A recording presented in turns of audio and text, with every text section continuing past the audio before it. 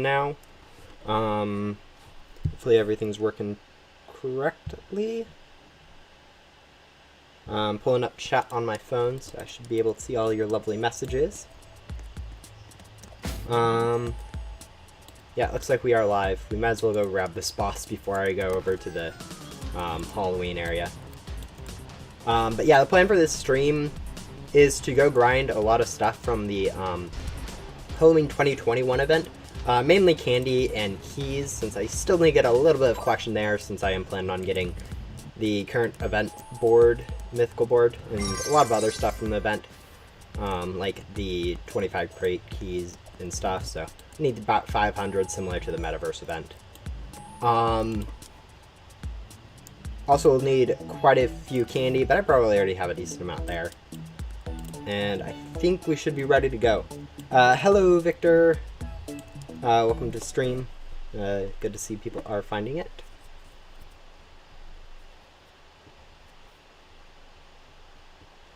But yeah, we should hopefully be over in the event and should be able to... Ouch. It's going to take a while to do. Looks like the tower is in progress, which is one thing I didn't quite think about before I started, so I guess we can go around collecting ghosts or just like not worry about it. We could also hop, I guess, for another server. Yeah, probably with 20 minutes left, we're probably better off hopping.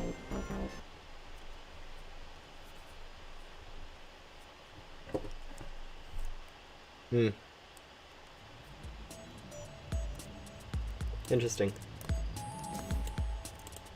Let's go look to see if we can find a different server with a better boss timer, since I don't really want to be waiting too long for that.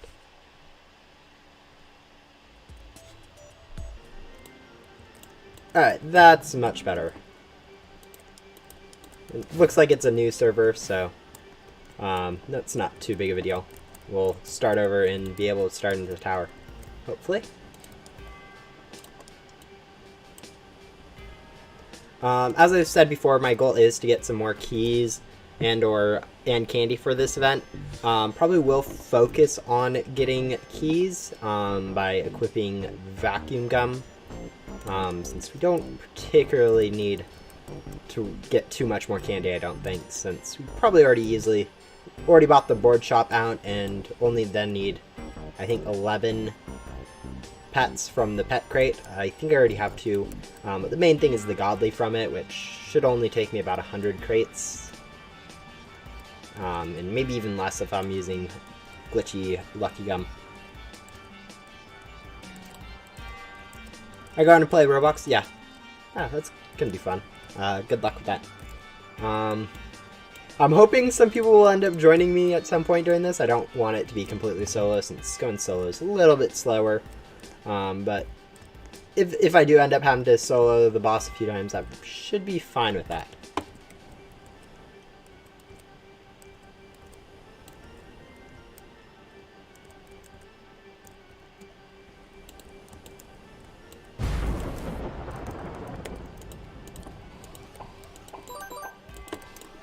Yeah, this Halloween is actually currently a series of towers, so vacuum gum is really useful for the ghosts to begin with, except for bat ghosts, because you can't like click on them ever.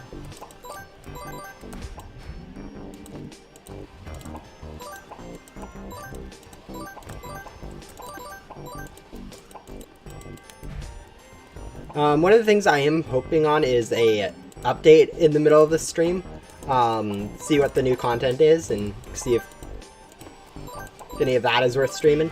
So we'll see if that happens. Not really sure when updates are or what's included and stuff like that, but updates are usually really nice in Ghost Simulator. I played from Easter 2020. Oh yeah, a lot of people came in during both the Easter event and the Metaverse event, and that's either when they started playing or a lot of people come back during those events, since there's been a lot of people that joined during the beginning of Ghost Simulator, the first like week of release. It had a lot of hype, and like I think it reached over 100,000 players at one point on at a time. And so those big events can usually be when people are like, oh, come back into the game to find that everything's different from when they last played, and they have a whole lot more progress.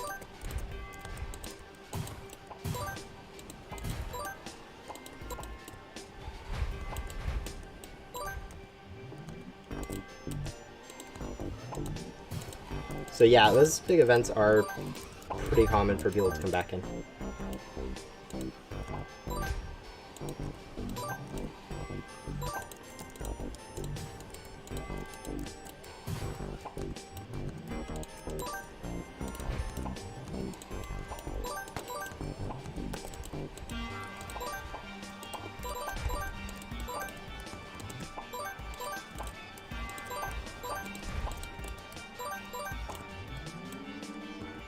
Yeah, they added a new set of ghosts in the 2020 event, but it is basically the same. It has the same map as the 2020 event, with additional of one area, similar to how they went from the 2019 event to the 2020 event. Additional to that, they have a whole new mechanic with the different floors for the boss, with 6 different floors and 2 different bosses actually incorporated into it. So, boss is on the next floor, and it is basically the bosses from the previous Halloween events, with the first one being on floor 3 being Frankie, and then the second one on floor 6 being Headless Hollows. But yeah. What time did I start playing? I honestly, I don't really know. Best guess is like September or August of 2019. It was before the Halloween event, and when the best time I have is when Overseer was in the shop. For when exactly I started, since I know some of my first pets were Overseers that I traded from other people for. But other than that, I really do not know too much of when I started. Yeah, it is a different mechanic, so it is fine that they reuse the same bosses, since there is a lot of other different stuff in this event than just having a boss. As I said earlier, we're going to have Headless Hollows too, so it kind of makes sense for them to reuse other stuff. Especially for like nostalgia reasons, older players will enjoy having the new stuff quite a bit too.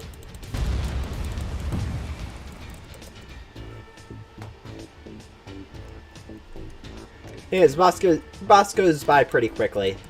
It's not too big of a deal what it is in the long run, since grinding all bosses are basically the same at this point for experienced players.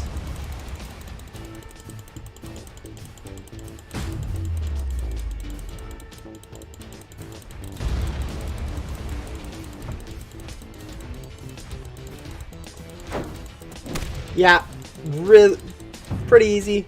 And then we'll be moving on to floor 4. Basically 2 more ghost floors, similar to what we already had. And then Headless Hollows, so.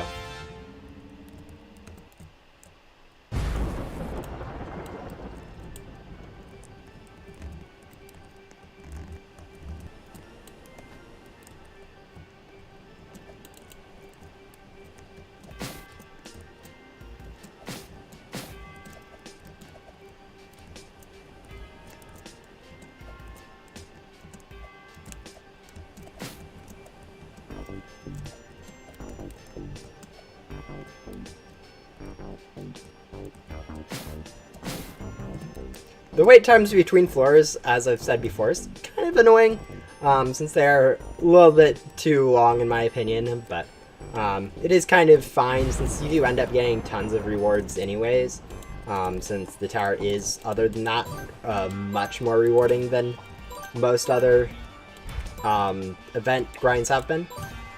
Since usually you either don't have ghosts or it takes a while to get to a boss, and this is a nice balance where there's some ghosts, but there's also relatively few, since there's 2 bosses that you have to like average between.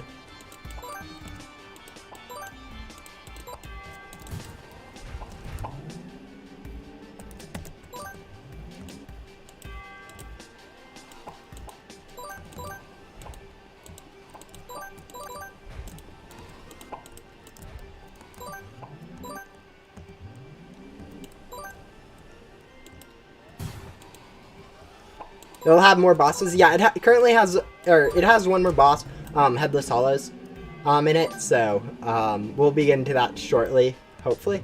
And basically, since there is 2 bosses, you do get a few more keys per run. I'll get 2 from each boss, so a total of 4, plus 1 for finishing the tower. Normal people without double boss drops Game Pass end up getting 1 from each boss, plus 1 for finishing, for 3 from the whole tower. So it's actually pretty nice with having the multiple bosses. The tower mechanic is kind of inspired from World Zero, or at least that's what most people are guessing, seeing how some of the devs are really liking that game.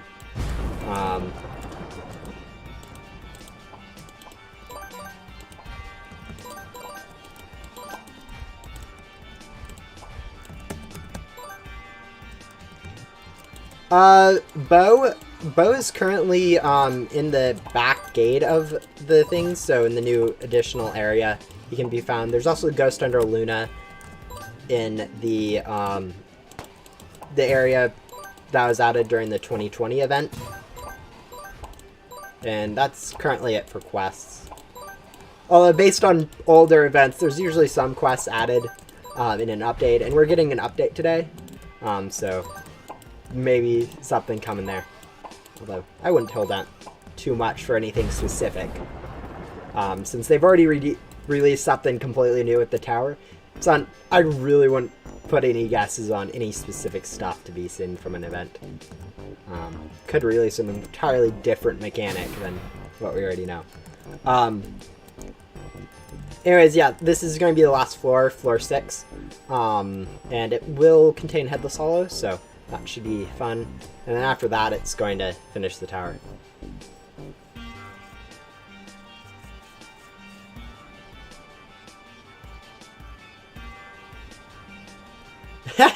No, I completely understand. That makes... getting notified in the middle of something can really be disruptive. Sometimes Discord messages start getting in the way of me, like when I have to click in the lower corner. Since that's usually where notifications appear on my desktop. Sometimes I need to click there and people are chatting or in a server that I have my notifications on for. And it just turns into a little bit annoying to have to deal with or have to go in and mute. So I completely understand that.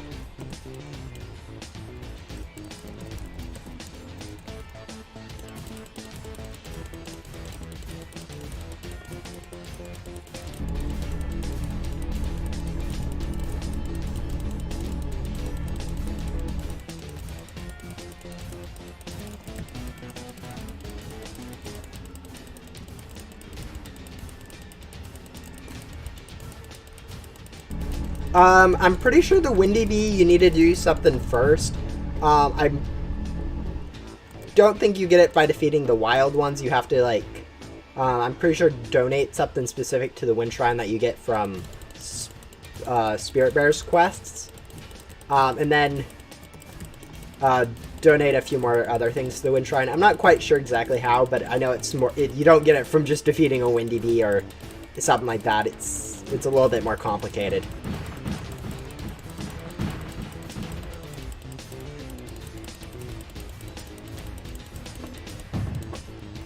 Anyways, this is the last boss, and so basically all the towers will end up looking pretty similar to this.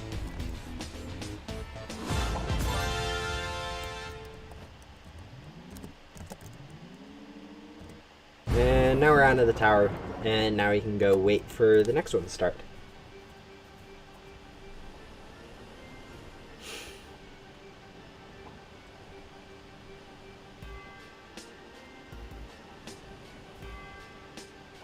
No, don't donate a mythic egg. It's donating this, like, a spirit petal from the thing, which unlocks it, at which point you have to go donate like a lot of windy cloud or cloud vials. I think it's the specific. It's not just random stuff. You actually have to donate some specific stuff.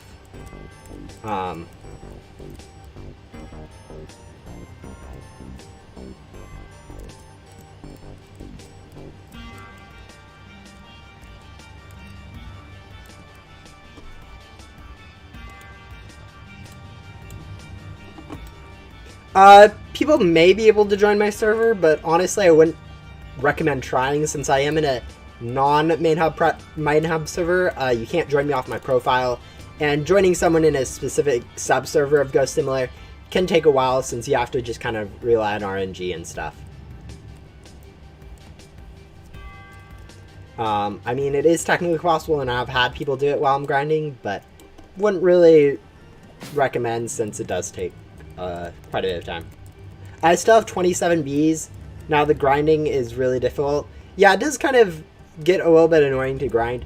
One of the things that I found helpful was just to focus on getting like quests done, since getting honey really isn't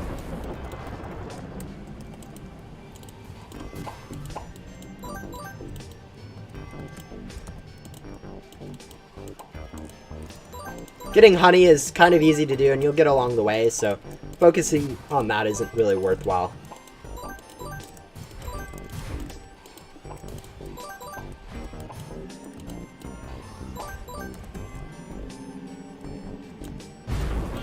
As I said, doing the dungeon with a few people will make it quite a bit faster, since those beginning floors, or the ghost floors, will just get cleared much quicker than otherwise if you're going solo, since you do have quite a bit of people to branch off with.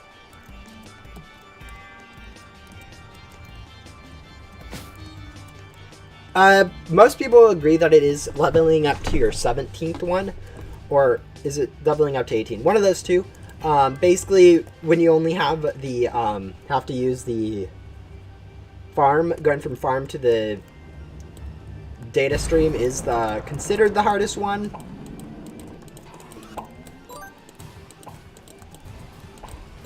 Mostly because of the fact that you only get one drop of each thing at that time, and you need so many other items. It just turns into a large and difficult thing. So yeah, that's usually the agreed upon. I know for normal people it's pretty difficult, but like if you're a grinder and you have like game passes and gum, it's actually not too difficult to go through all of backdoor, which is kind of weird, since people that have the stuff, like me, end up going through backdoor in under an hour for the whole thing, and then other people are struggling there for 10, 20 hours at a time.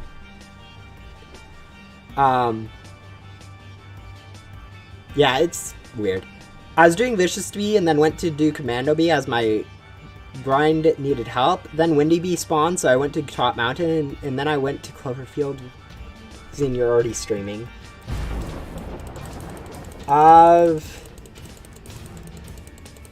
Yeah, no, the fact that I do these streams on such random times really hurts people being able to make them to them. I really need to figure out a schedule, but nah. I don't know how to fly with a Leecher in mobile. You should be able to, I haven't played too much of it, but should be able to, yeah, you kind of have to have a little bit more space than you do on like PC, but you should be able to like jump off a cliff and then while you're going down hit the jump button again while you have the Elytra equipped. But it is going to be a lot more difficult to use the Elytra than it is on PC, since you have to rely on touch buttons rather than the jump button. Can you do a Bee-Swarm Sim stream? Yeah, I'll probably end up doing a Bee-Swarm Sim stream at some point. Whether I'll do it soon or in like a year is really up to what I feel like.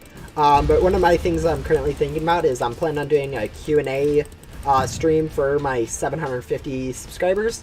And doing Bee-Swarm Sim for that, since that's a little bit more backgroundy, I can just set that up in the background and focus a little bit more on chat.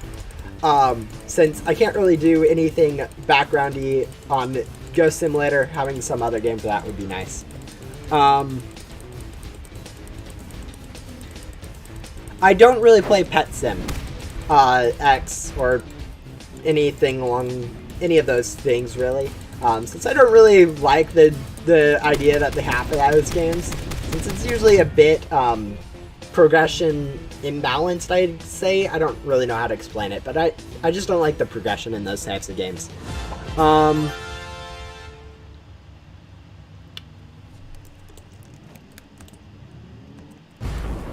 What is this shop? I haven't played in a while. The shop is the Halloween shop, and you basically just are able to buy stuff for candies. Nothing. It's for the event. Nothing really too much more than that. You like Ghost Simulator? Quite a bit, yeah. I like the direction it's taking and how it's really structured. And yeah, Beast from Sim stream, hopefully. I don't know. Still a little hesitant about it. Don't know if I'll end up doing something else. Since there's a few other things I can always do in the background, but most of the other games I play are a little too involved for me to really do a stream on them too efficiently. Like Minecraft or other stuff, doing a stream while answering questions really isn't feasible.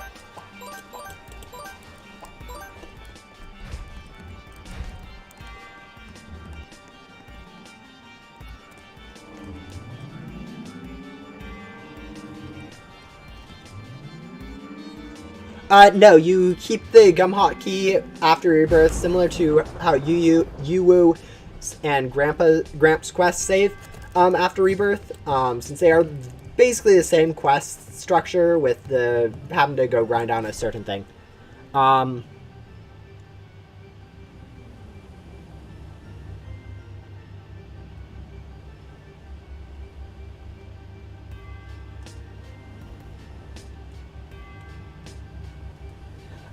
No, I don't really mean, like, not really, like, opposed to Robux spending games. More of the thing is, if you have, like, balance that's, like, really top-heavy, or, I don't know, it's hard to explain. Like, if something's too easy, it's not very fun, or if, like, progression is just weird. I don't know, it's kind of hard to explain, but more or less, I don't like too simple of games or stuff that's like doesn't have enough involvement. I like stuff where you have to actually think about like strategy and stuff in terms of it. Which I guess Ghost Similar really you don't need to think about too much. But the fact that there is a lot of different stuff that you have to do is fine. I like Minecraft and Roblox. Yeah, I that's kind of what I like to do too. I play a few other games, but Minecraft and Roblox are kind of my mains. What is the cooldown of the Meteor shard? My friend said it was 24 hours, one day. So I'm going to assume it's that, but I don't have it unlocked right now. So I can't say for certain one way or another. I play Bedrock Edition of Minecraft. Yeah, actually, I played Bedrock Edition for a while until I decided to go buy Java Edition since my computer could actually like support it reasonably well. And honestly, Java Edition is much better of an upgrade. But playing on mobile comes with its advantages too, like being able to basically play anywhere. A little bit more compatible with other people playing with you. But like the biggest thing about it is it's cheaper too. So playing on Bedrock is actually fun-ish. You do have to be, like, playing on most mobile games, it's a little bit slower in a sense, since you have to be a little bit more conscious about what exactly you're doing. You can't be as risky since you move a little bit slower. But yeah.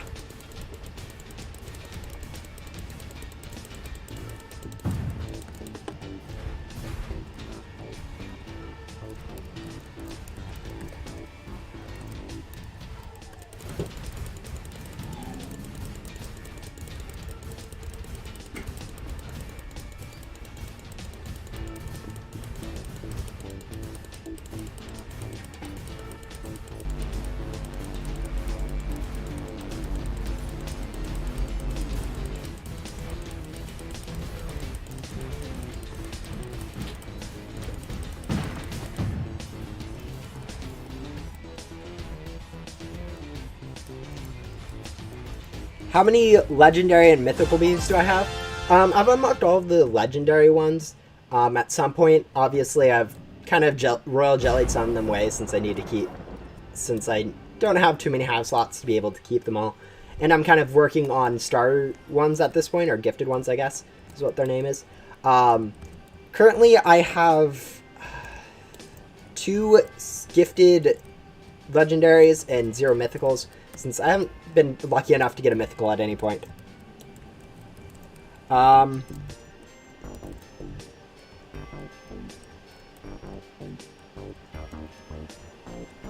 Should I just... No idea. Don't know exactly what you mean with that.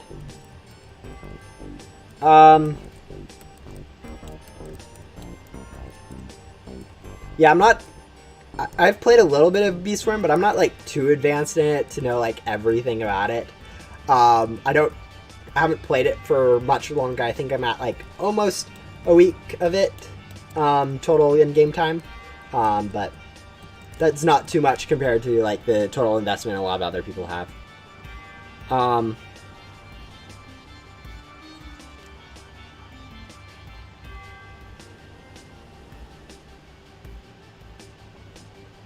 So, I mean, should I just start asking all the questions I have in Beastworm? You can. I mean, I'll answer them as best I can. There's also a wiki for a game. Like, there's a wiki for most games, but for Beastworm, it's because of how many players it has, it'll be quite complete and be able to answer most questions you have if I can't answer it. But I'd be fine answering as much as I know.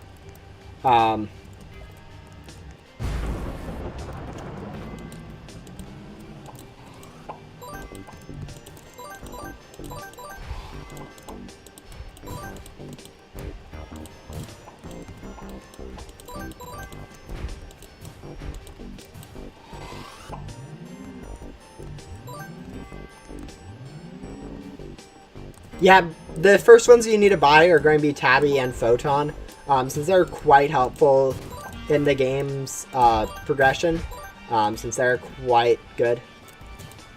Yeah, mythicals are quite overpowered, but they're really hard to get, unfortunately. Like, I've been playing, as I said, for quite a while, and I haven't got any. A lot of that's because I haven't really been using any of, like, the diamond eggs I've gotten, because I've been told to save those. But still, it's quite different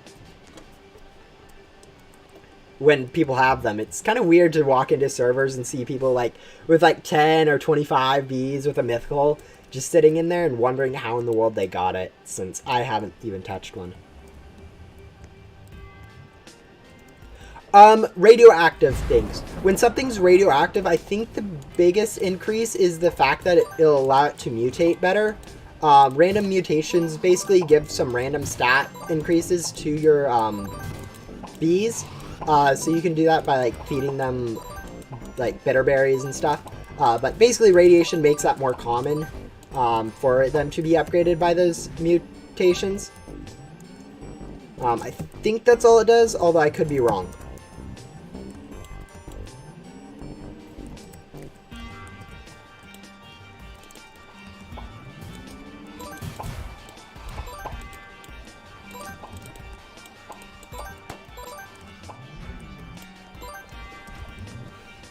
You have a question? I mean, you can feel free to ask. If I don't want to, or if I don't know how to answer something or don't want to, I'll just ignore it, which isn't any worse than not asking it, I guess. But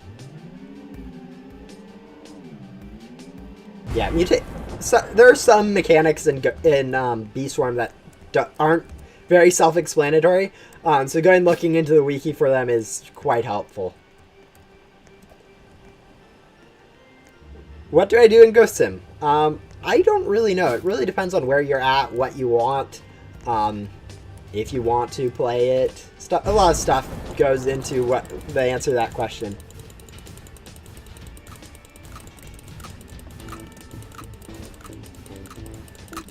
Essences? I'm not quite sure what essences are.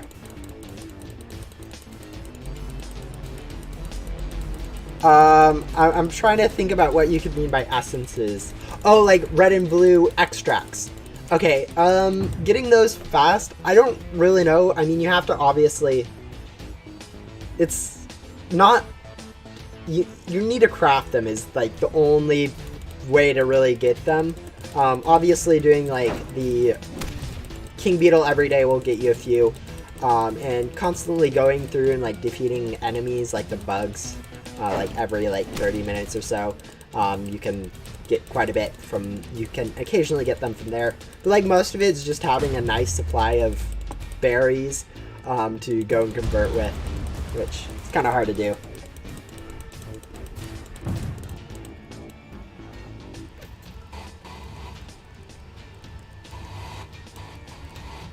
Yeah, honestly, getting extracts is actually kind of difficult early game. As I said, the best way is to use the converter, but you can also just get them randomly from doing stuff, but yeah. Going and collecting anytime that you see that a sprout has spawned can really help with that, so going and doing any of those that you see is going to be quite nice. You should probably save your beans though, since you do need those for crafting, and they'll be helpful later on. So only like when the ones that randomly spawn appear, care about them. Don't worry about planting your own. Yeah, you do occasionally get some extracts from doing other stuff. The biggest thing is going to be from the beetle, King Beetle, since basically every 24 hours he spawns, and if you can defeat him, he gives you at least one extract. I think it's like 3 of each or something, so that's quite nice. And going to help you quite a bit. Tickets, honestly, most of it is just playing through the game, and eventually you'll get tickets from like quests and drops from beetles and stuff, and you'll just end up having a bit collected.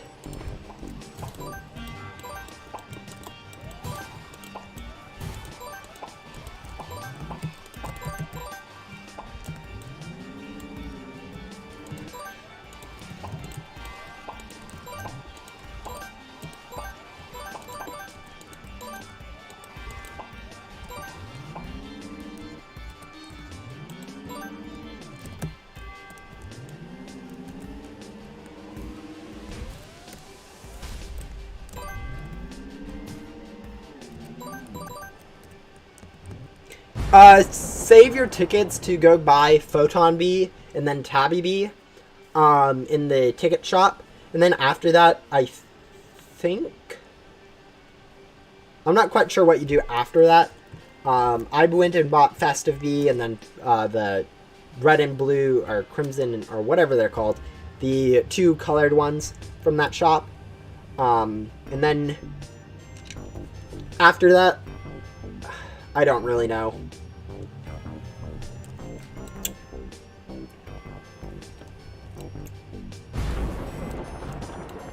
First one you should get should be Photon. Photon or Tabby. Photon's going to be a lot more helpful up front, whereas Tabby is just so that you can upgrade it as fast as possible.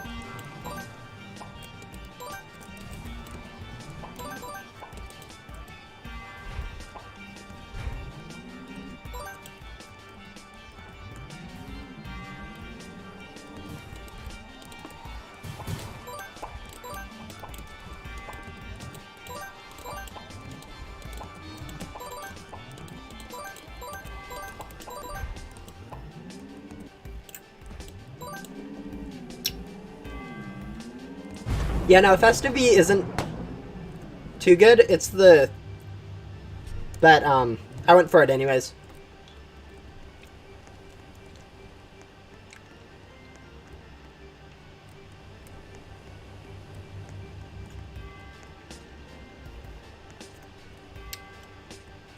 Yeah, one of the big things is saving those diamond eggs. A lot of people don't really know that at the beginning, so I got kind of lucky that I did end up saving mine, but...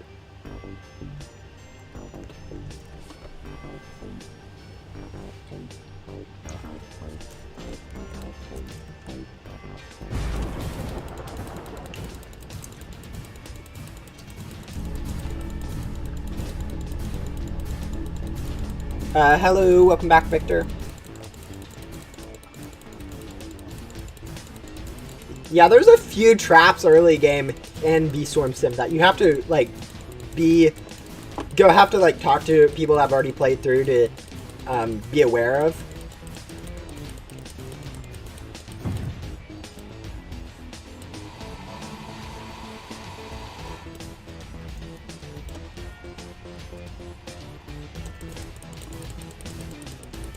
Hopefully I'm near getting a mythic egg from Black Bear. I don't think you are. If I remember correctly, I'm like 6 quests away, but I've also, I think, done about 20 more than the diamond egg. So, it is going to be quite a ways out.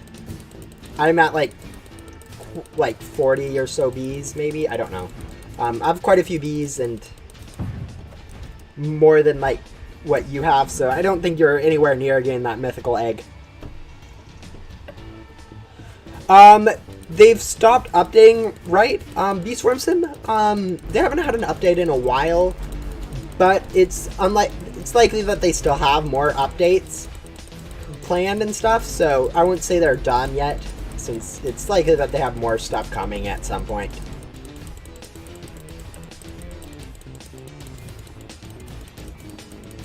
It's hard to say, though.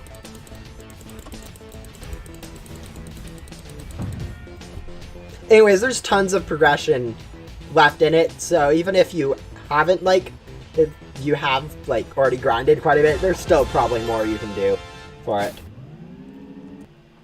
Alright, let's see, where's that? There it is.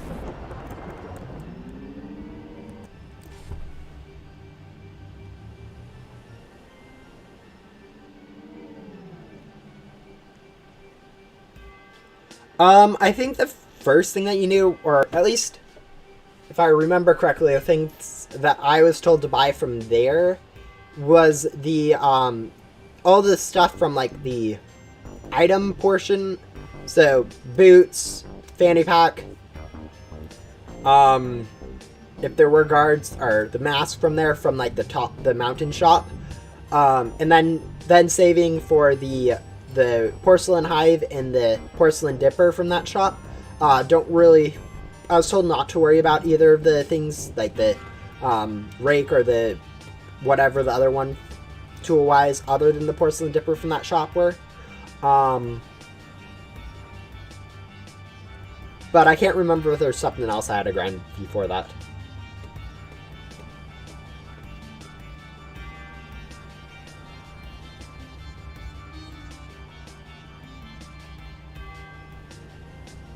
A lot of grinding. I remember spending days and nights for the flower thing. Yeah, it's a bit of a time sink, I realize, but you know, it's something I'm into, I guess. Maybe you want to avoid it if you don't have that much time, but yeah. After I got the flower thing, coconut update came out, so that was annoying. Oh yeah, the fact that there's always going to be more content on games, even after you stop playing and then they update and you have to catch up, is kind of annoying in some aspects, but it is kind of what it is.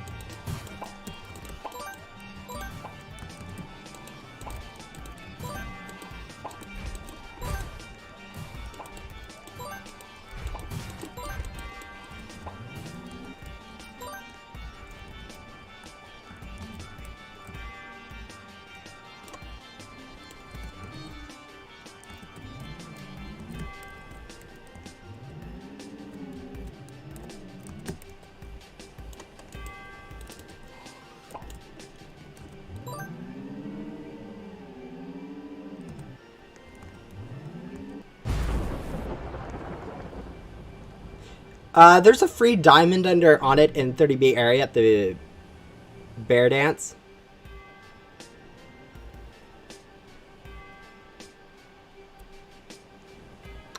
Yeah, I already collected that one. It is kind of weird to get, but I still got it anyways. So yeah, that was pretty nice. Currently I have 3 diamond eggs saved for the diamond mask, although I'm still quite a ways with the other stuff, but yeah. You can get witch only in tower. No, there's actually a new area with all of those, so,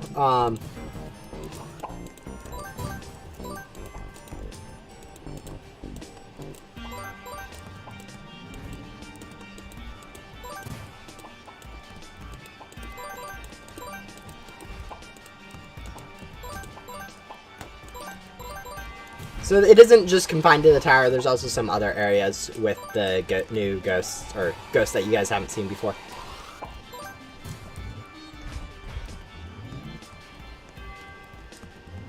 I'm currently playing in a public server, and you can't really play with others in a private server anyways.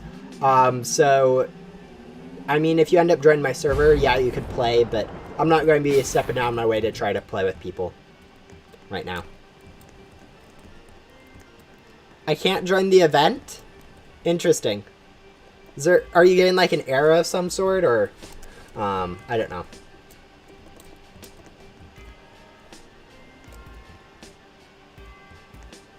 Ah, interesting.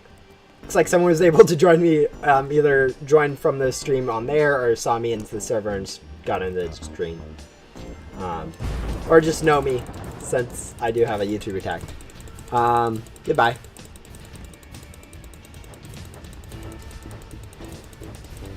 I wish there was a setting where I could hear you talking in the background while playing Ghost Sim. Yeah, I don't know. A lot of the phones are very different in terms of what they allow and what they don't. So figuring out those sort of settings to have like an app running in the background would be kind of difficult.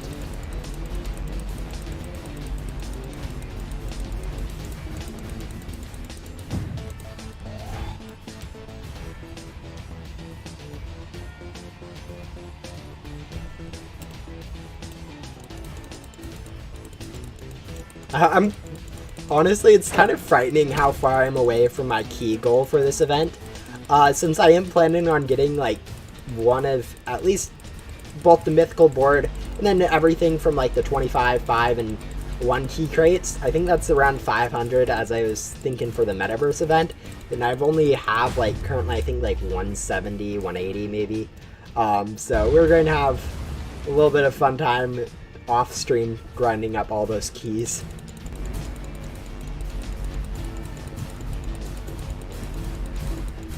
Yeah, no, using the wealth clock, people keep telling me to worry about that, but like I don't really see how rewarding it is, I guess. But I guess it is pretty good, or at least that's what I'm told.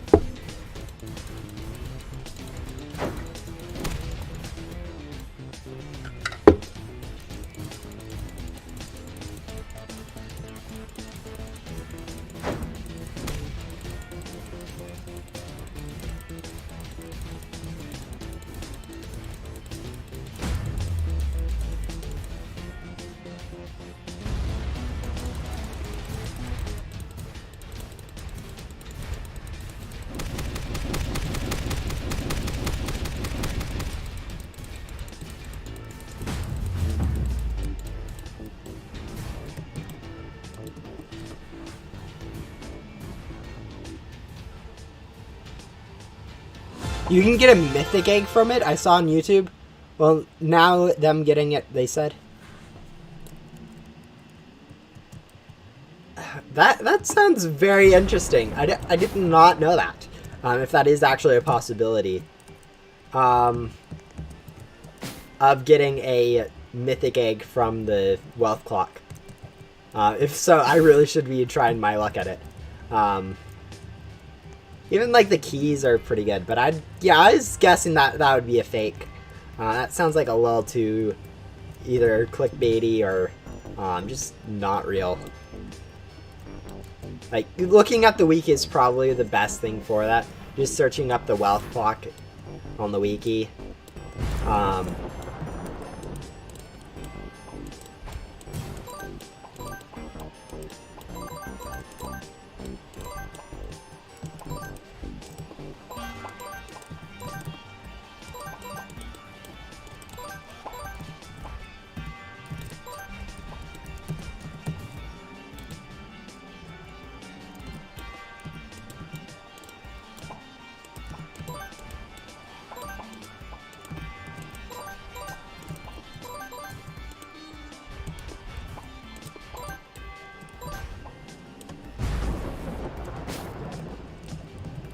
Go have fun, yeah. I mean, obvious. Yeah, Beast Wars Sim is fun. It's honestly, I've watched a lot of YouTube videos, but I know like it's funner to play like games that yourself than watching YouTube, or at least like there's a point where you'd prefer it. So yeah, I'm fine with that if you want to. It's quite a fun game in my opinion. On PC, so you can put me in the background. Yeah, sometimes I'm hearing from other people like they're watching on mobile, they can't really do that, which I take that for granted. I play mostly everything on PC, so I take for granted that I can watch stuff in the background, like while playing games. But now I realize that that's kind of something that not everyone has the ability to take advantage of. Ooh, we're lagging a lot. Hopefully people cleared out the other pathways. I'm like, during this, I'm getting so used to people like leaving out hallways right at the beginning. So we'll probably go check that out since it can't really be of any use with people during the lag.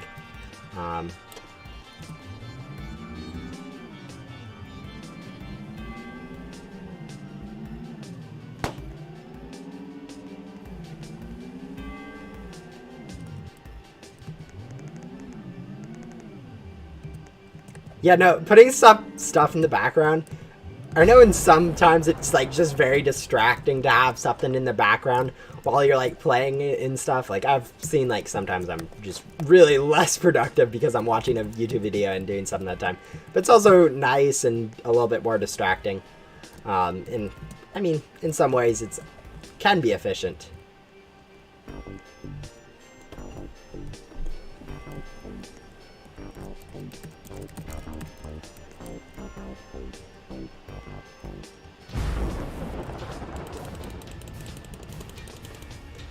Honestly, probably Billy, just because he's a little worthless in terms of progression and just kind of a hindrance. Right as is. I'd prefer it if they like got changed, but like currently as is, it really doesn't make too much sense for it to be there, since it kind of takes items that people need to go upgrade their antenna, and then requires you to do so much ghost that it isn't even worth it in the end. And then the perk itself is not the most useful perk in the world too, which just sort of adds into a little bit of a time swamp. As I said before, I would prefer all the quests to stay as they are, and just, or not stay as they are, but stay in the game and get like updated. But if I had to choose one if I had to choose one to get deleted, that's the one that probably would be moved.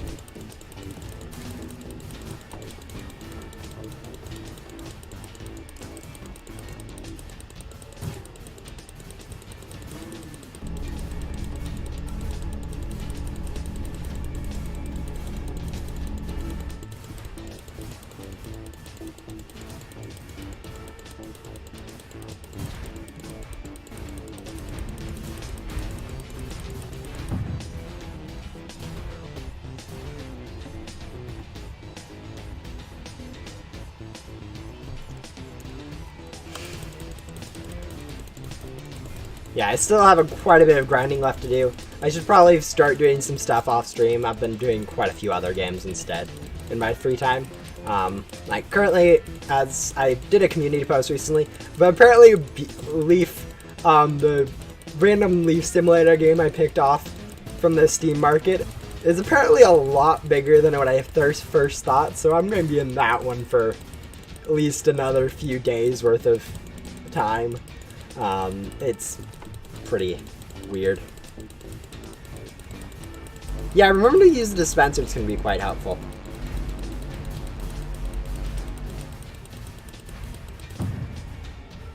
Actually, you always get a gifted egg of some sort on your first time defeating Tunnel Bear. I got a gifted silver egg on my first time defeating it, and looking into the wiki, I realized there was a guaranteed chance at a gifted egg on your first time defeating Tunnel Bear. Although it is really nice to get it, it's actually not really lucky. It's cool. But it's guaranteed. No, it's not your first time? In that case, yeah, it is quite nice to get it second or third time. Honestly, I haven't done Tunnel Bear enough. I've done it like maybe 10 times. So haven't gotten anything too good, but yeah, that's the fact that you got is nice. Feed him every day. Trying to think. Isn't it a 48-hour time limit for Tunnel Bear? So that'd be like every 2 days. I guess with the 15% decrease from Vicious Bee gifted bonus, you'd be able to do it a little bit more often, but still, not quite sure.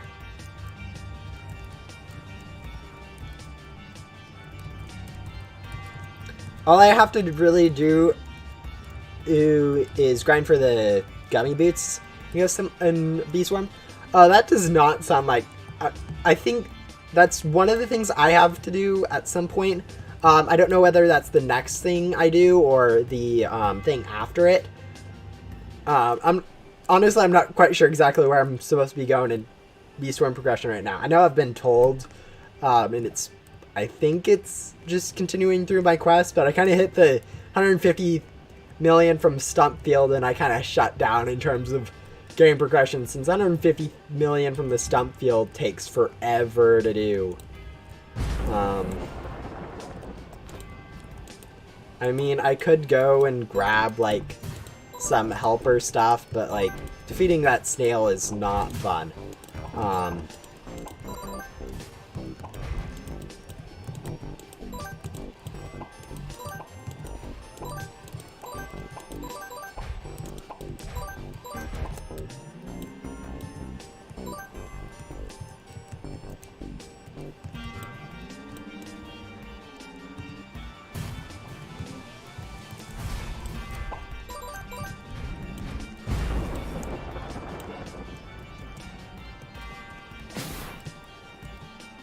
I have 563 stingers somehow. I don't even know how. Oh, that's a lot of stingers. Like, I know you get stinger. I mean, most people know you get stingers from Vicious Bee. But like after that, it's kind of interesting to try to figure out why you have so many. My guess would be like a quest gave you a ton somehow, but that seems unlikely. Or you accidentally bought 1 billion from like the stinger shop, but that's also kind of unlikely.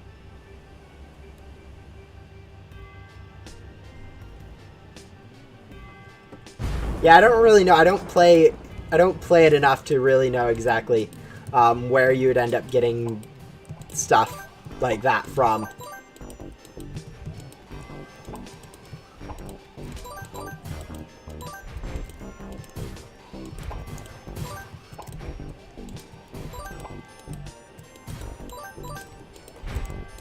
That goes. I don't like them.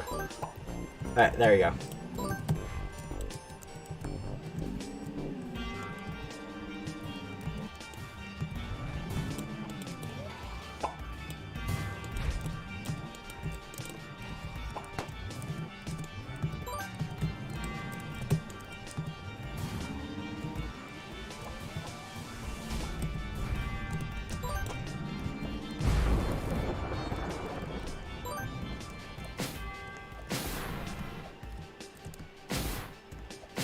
You're in the server? That's interesting. Yeah, it's kind of rare to be in the server and also in the stream. I mean, not too rare since Ghost Simulator is a kind of a small game, so there isn't too many servers. But still, it's interesting to see people have managed to be in both. Yeah, the daily Vicious Bee bonus is really nice. Unfortunately, I haven't really played in the last week or two to be like steadily getting that. But yeah, still, those 5 stingers every day start to add up.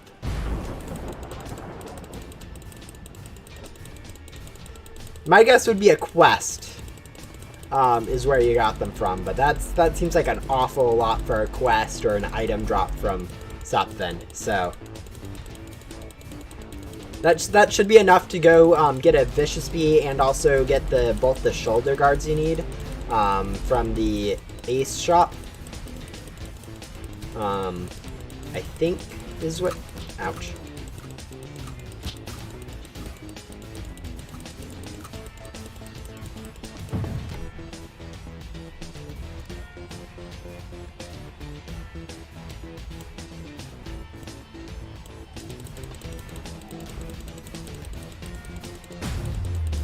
Can you give me a tip on how to defeat grappling?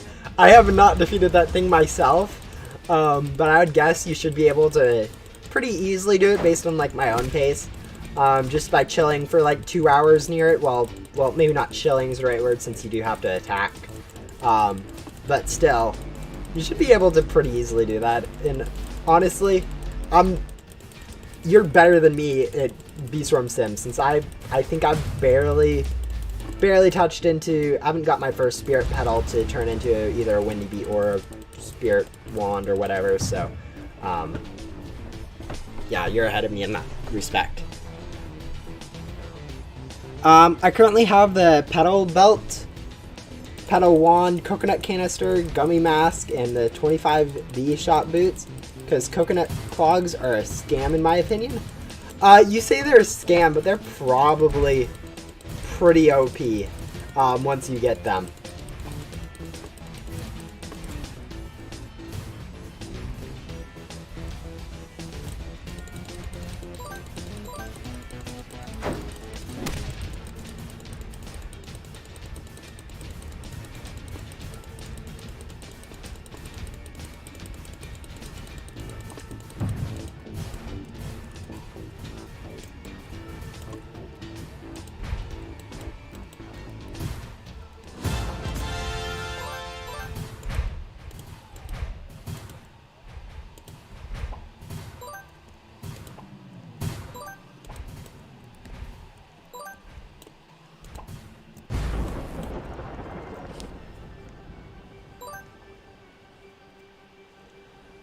Only due to the glue considering better items. Oh, considering better items take glue, demon mask, and gummy boots. Pretty sure gummy boots have coconut haste. Yeah, I don't really know. I'm not endgame in Beeswarm Sim. I'm pretty bad honestly in Beeswarm Sim. So I don't really know exactly what everything is, but I mean, that kind of makes sense that if you need to use items that you also need for other Ender game stuff, it doesn't make sense to go pile into there when you need, like, recently to upgrade, or not recently, but in the near future to upgrade to something else using the same items, in a sense, but yeah.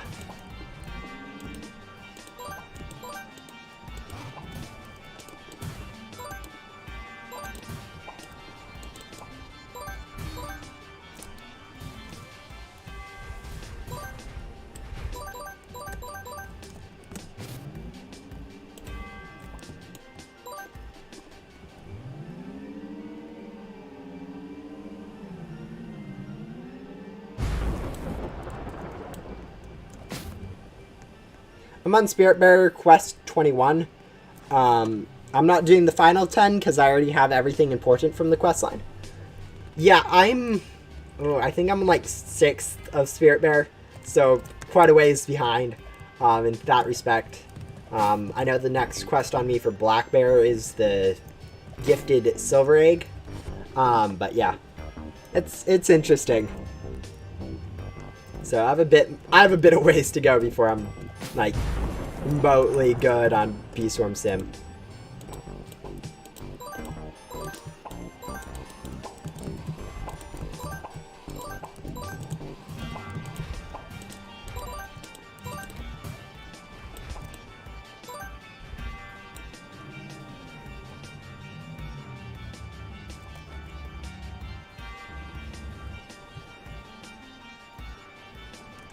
Yeah, okay, this server is not helping too much with Ghost Collection.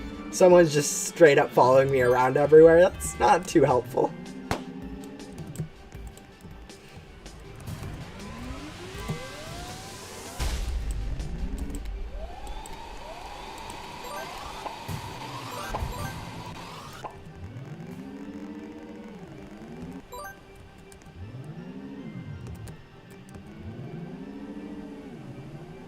Yeah, the fact there's so many random games on Roblox can kind of be nice, to be able to find something that you really enjoy.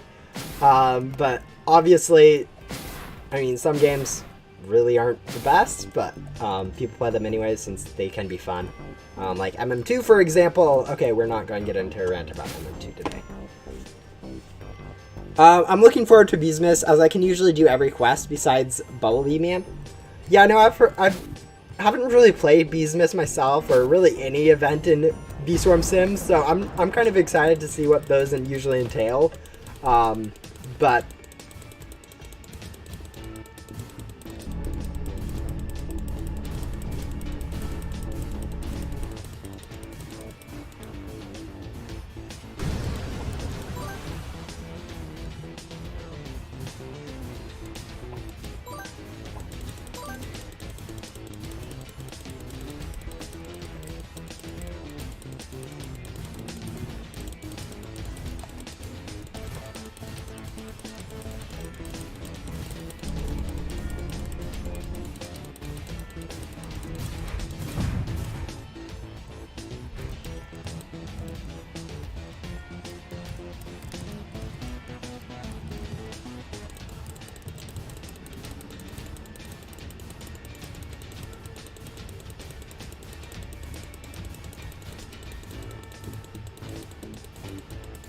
Bumblebee Man is pretty much a troll quest that's super duper hard.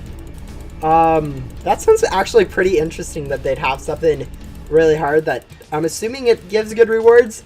But if you by troll you mean it doesn't give anything good and is just super difficult. I mean, that'd be weird, but kind of funny, I guess. The reward is usually worth it. Then it's not really a troll quest at that point. It's usually just a end game quest, I guess. Sounds interesting. I'm definitely not going to be able to do as much as I'd love to during Beesmas. Since I'm not too good in Beeswarm, I guess I could grind myself to get up to that point where I am good enough to do it. But I don't know if I'll have that time split between Ghost Simulator, school, and other games I enjoy playing.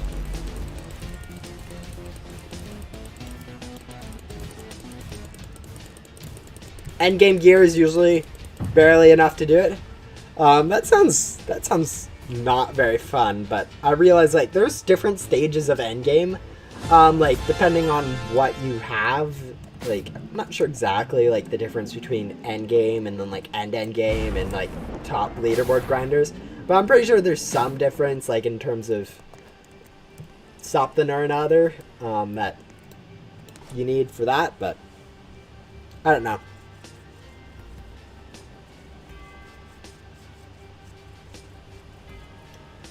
Anyways, we are up to 186 Ghost Keys.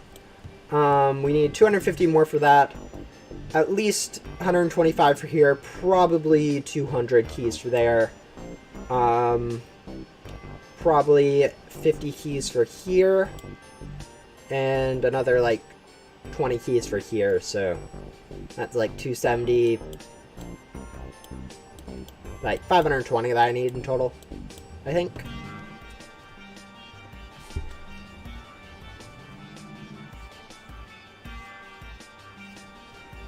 It's like 2 trillion blue pollen was one of the things last year.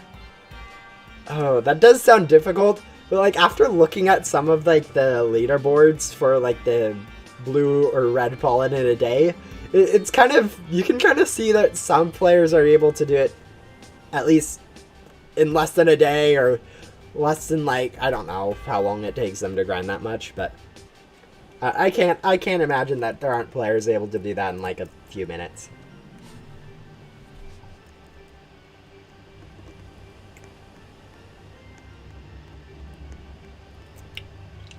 Although that does sound like a very painful quest to be doing a lot of stuff like that.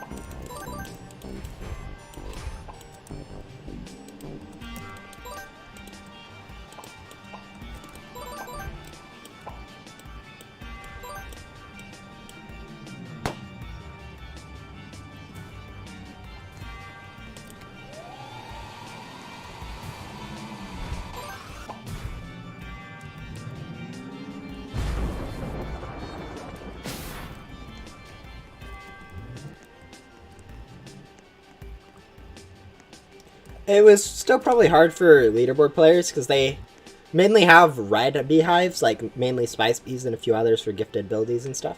Oh, interesting. Yeah, I think I've seen that red was going to be like much better, but yeah, that would kind of make sense. I'd still imagine that they'd be able to get some blue pollen pretty quickly, even if they are red centered. But maybe not.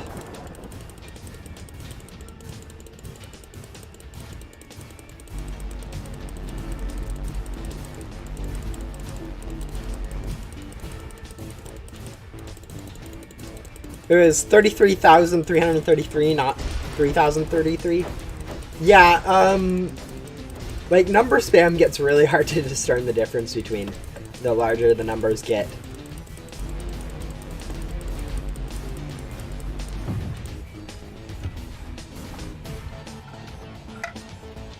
All I know is I'm not going to be able to do too much in Bees Miss, but I'll try to get as much as possible in both Bees Miss and Ghost Simulator's Christmas event and whatever other games I have Christmas events in. The amount of games that I'm invested in at this point is getting a little bit on the higher end of stuff. Ouch.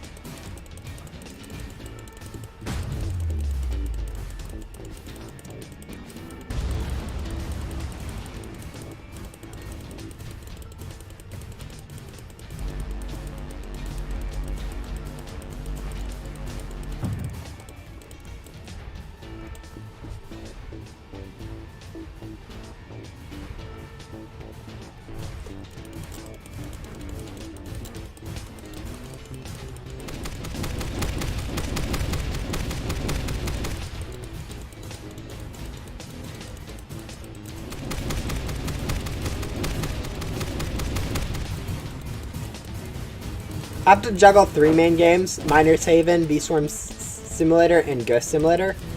And also Tower Heroes, so 4. Yeah, I know, juggling games kind of gets difficult. Like, I used to play Miner's Haven a bit, but kind of dropped it when I realized how far behind I'd gotten after a little bit of, like, a year of inactivity, but still, it's, once you get behind in a game, you're just behind, like, forever. It's kind of annoying in some sense. That's kind of why I like the Beeswarm Sim, that it doesn't have updates. It has updates like not irregular, but very far between, so that people do have a chance to catch up in a sense if they commit time, instead of just getting like an update every once in a while to be behind again. But yeah. Yeah, getting behind in games and juggling too many can be kind of stressful to do. I'm trying not to spread myself too thin, but I'm getting to that point where I'm spending... That goes. I'm spending a bit of time on all my games and ending up not spending as much as I'd like on certain stuff, and we'll stretch it out. Problem is also that, like, having school too doesn't help with that matter. But school isn't too much of a difficulty since I have started into like the bachelor program, so it's all stuff that I need for my degree, so stuff I understand and am fine with doing, not writing paragraphs every week. Yeah. Hello. Pretty much only get 1 update a year for Beeswarm. Yeah. Fortunately, the thing about it is that usually that update is really good, at least from what I've heard. And the fact that there isn't an update isn't very bad, since there is still tons of stuff to go grind for most people anyways, so, but yeah, no, it's, not having updates, I guess, can also be slightly annoying at least. But yeah, it's not too detrimental in Beeswarm's case. Still a very fun game. You're in my game? Oh, that's interesting. Yeah, I'm not really paying too much attention to chat. If you've been trying to contact me via that. So yeah, that's interesting that you've came and searched for me on here, so hello.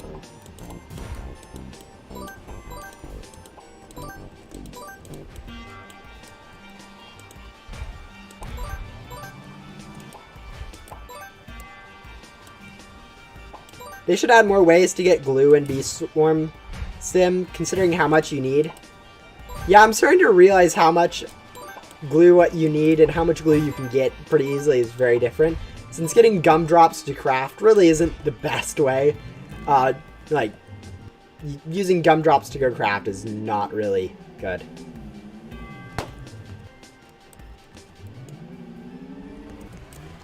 Yeah, mob drops I can see being decent, but like still going to be negligible. Wow.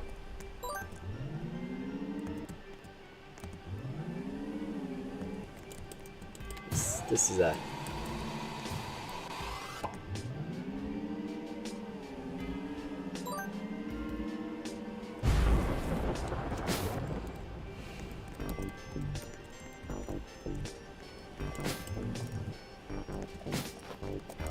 OBS is basically universally used to record and stream on YouTube. In most streaming like video stuff, so OBS is the main one. Easy to use, free, and well, and like pretty well maintained.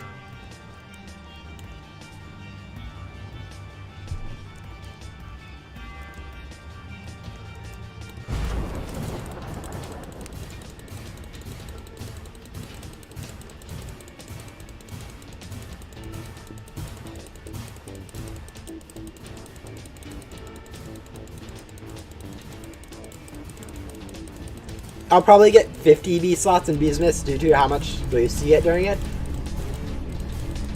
With that many boosts, I would think that the game would end up being pretty bad in terms of like progression. But I'm assuming it's, since there's so many more quests, it's also needed since people need to be able to do more stuff. If you can't get OBS on your PC, none others will really be working. I'm assuming by you can't get it just means that either you can't install stuff on your PC, in which case any others won't be any help, or it's too big, in which case any others won't really help. Yeah, that person's lagging a lot. Not even able to get hit.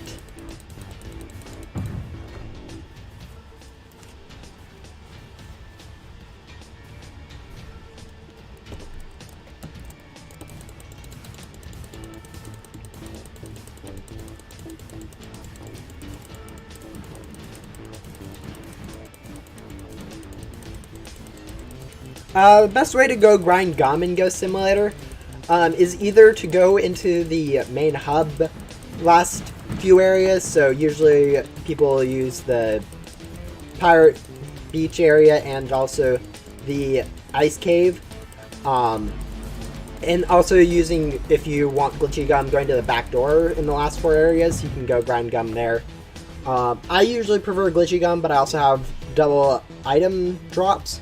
So that's probably why. Using loot gum to do this though is productive. So if you have loot gum already, you can go use gum to go grind pretty effectively. But yeah. Also during the event, since the ghosts do drop gum that can be converted into stuff, you can go use the ghosts, I guess.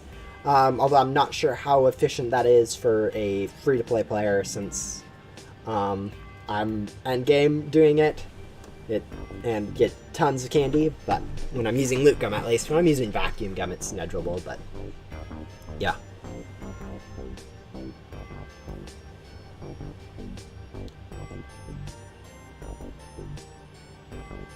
Yeah, I haven't really ever been early game trying to get gum. Like, by the time gum came out, I was kind of keeping up with the updates, so I was already maxed in 10 or level 20, and then by the time Rebirths came out, I kind of bought, like, game passes and stuff already, so I really never worried too much about gum grinding early on, so couldn't tell you, like, free-to-play methods of grinding. Although I do know that, like, grinding gum from the last areas of Backdoor with glitchy loot gum will return you a net gain, even if you don't have double items, so it may be slow, but you'll still be able to get some rewards there. Your PC doesn't support that stuff. I use a Chromebook. Chromebooks should still be able to support OBS. Like unless it's like something super low quality, in which case I don't think streaming's probably even, streaming or recording videos is even like worthwhile because of how laggy it'd be. But yeah, OBS should be able to run on it. If it can't, it's not like anything else will run much better.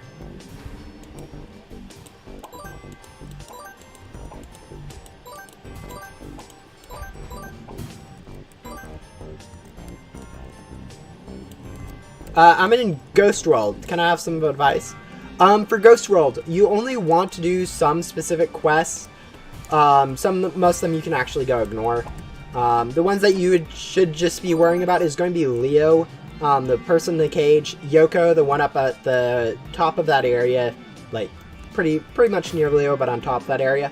And then Gatekeeper. All the other quests can kind of just be ignored. And if you need to, just go and grind whatever ghosts you need for souls to upgrade your thing. Can be useful if you need better power. Yeah, don't worry too much about Shelly. Some of her quests later on require so many ghosts that it's not even worth the time to do. For even if you're like really good, and if you aren't really good, it takes even longer. So.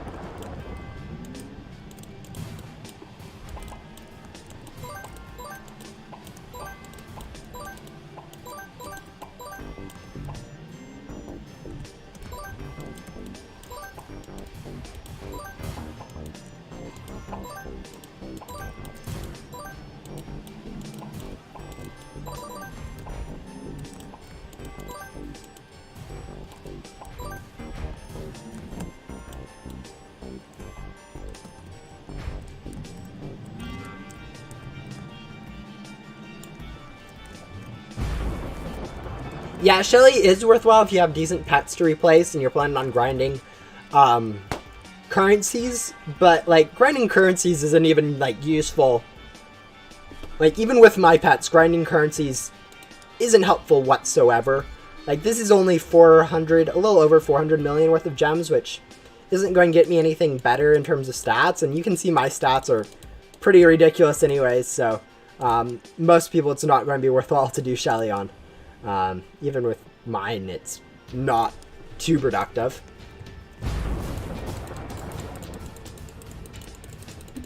Yeah, it's not worth it in like almost every case of thinking.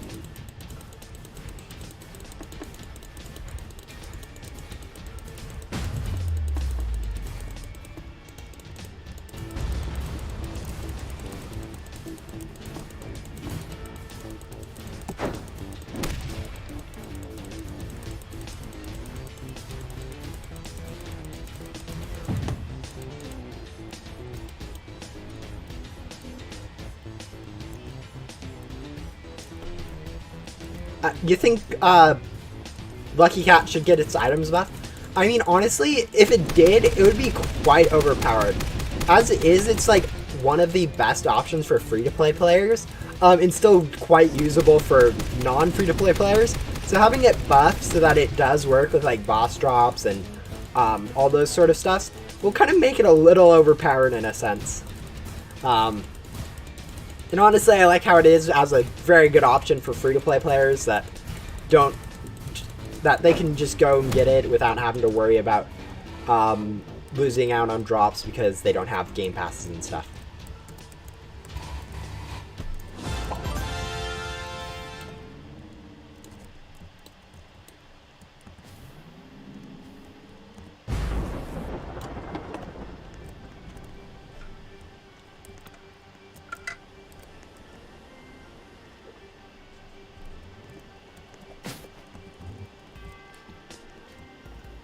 Yeah, no, it is. It's actually quite good stats. It's basically the same. Let's see, do I have a mini king in my inventory? No, I don't think I do. Let's see. Do I have any of those pets in my inventory? No, I don't. It's better than Mini Dutchman, which is the best event mythical. It's actually, and I don't have anything else to really show stat-wise. It has the same stats as the other Rebirth mythicals, including all the Ghostly Vision bosses, and those are like the only ones it has the same as. But still, it's quite good in stats, and for free-to-play players, it's probably your best option.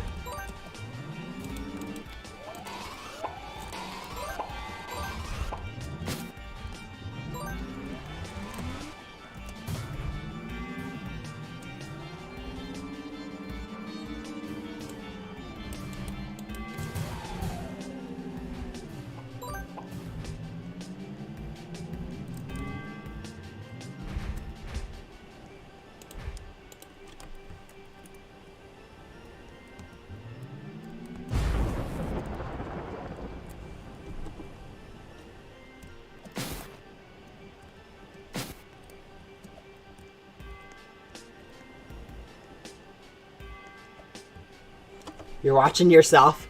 That's kind of an interesting way to phrase it. Yeah.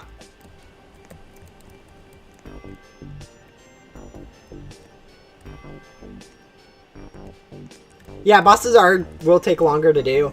They also respawn on a longer time hold than the Lucky Cat does.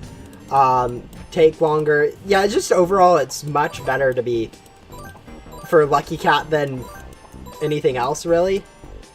So, adds up quite nicely for most people. I think the one thing about it, though, is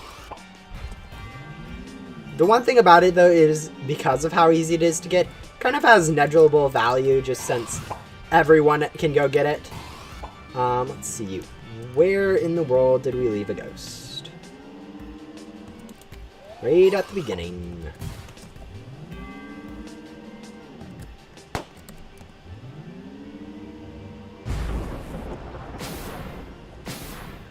Should I be doing event with you or Ghost World questline? Honestly, I would, if you're able to do this event easily enough, as in you aren't like dying on it every time, I would recommend just doing the event, since you're going to be able to get some limited stuff from here that you can kind of just save for a while and you can talk about later. You can always grind quests in the Ghost World, so when the Halloween event ends at some point, you can just go work on it then.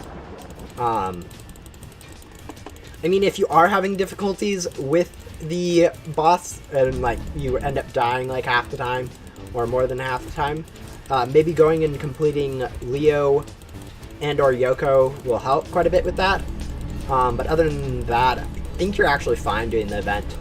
Like, as long as you have like magnetism, multiple streams, and the hoverboard that you get from the first quest, you fine. You don't even need like the multiple streams if you're already doing it with people, which can help carry.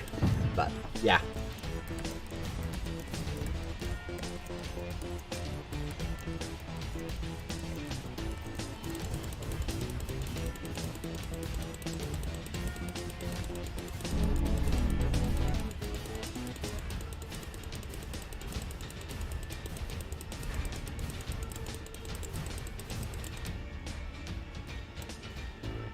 Is this person seriously AFK?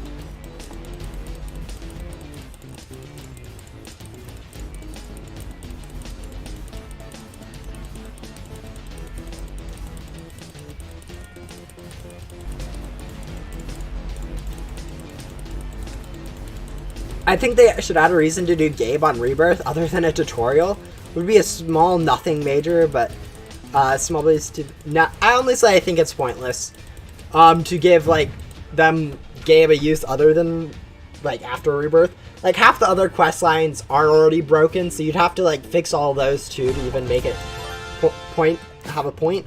Since like you can redo all of the quests over and over again, but it's really pointless since even 8-bit, which is like the easiest quest to do after a Rebirth, is still like absolutely pointless, and you can actually just go trash them. But and I have at some points, but yeah, it's honestly half the quest lines are. For instance, Shelly, of course, but like even let's see, the one that gives you pop stars, so Jax in the Musical Meadows is pretty much useless. Luna's no one does. Blaze no one does. Let's see, all the infinite quest lines no one does anymore. I know those aren't like because of Rebirths, or they get reset because of Rebirths, but still no one does them. None of the stuff really in Backdoor gets done per Rebirths. Like Gabe gets ignored. Allie gets ignored. Billy definitely gets ignored. There's so many quests that get ignored with Rebirths that fixing one really doesn't mean anything.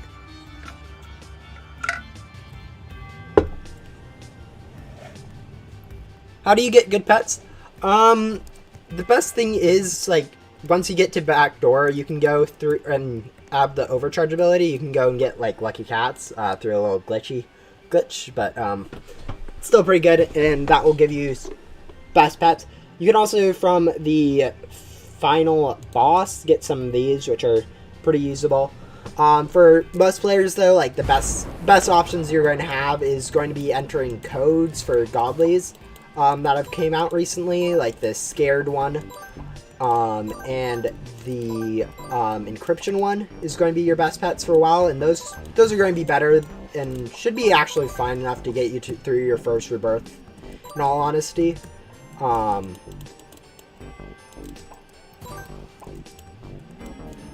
Anything more than that is really kind of unnecessary, since most people have actually been able to get through the game with less stats than that.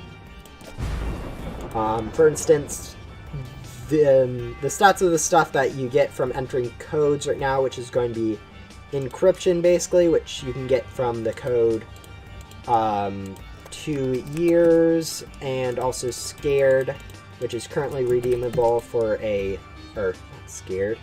Is it Scared? I don't know. It may have actually been, like, taken down, but I don't know. Anyways, there's at least that in code for Encryption, which is going to have better stats than the pets that I used to get through the backdoor for the first time, which would be mini fluffs. Obviously, these are maxed, and those aren't, but trust me, it has better stats. Or at least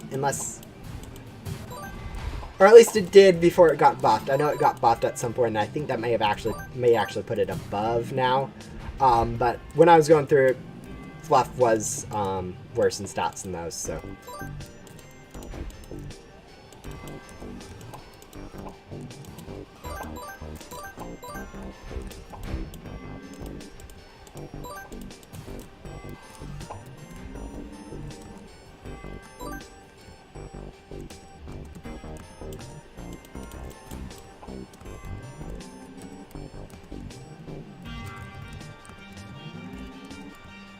The Halloween Pets quest lines also have the same stats as the Code's Pet. Oh, yeah. Also doing the Halloween quest. So, this one you get from Luna and, let's see, where's that bow one? Not this one. There's a bow one from this event. Pumpkin bow, I think. If I remember. Yeah. These pets you can get with same stats as that code one and should be able to get you quite a ways through the game. At least through your first Rebirth. Pretty easily. Just by completing quests. Quests are a little bit, like, may take a little bit of time, but I think it's like less than an hour for both of them. Maybe 2 hours total. I'm not quite sure. But yeah, you should be able to do them easily enough since everyone has the same vantage point, since, you know, equal stats for events is one of the things that's really nice about this game.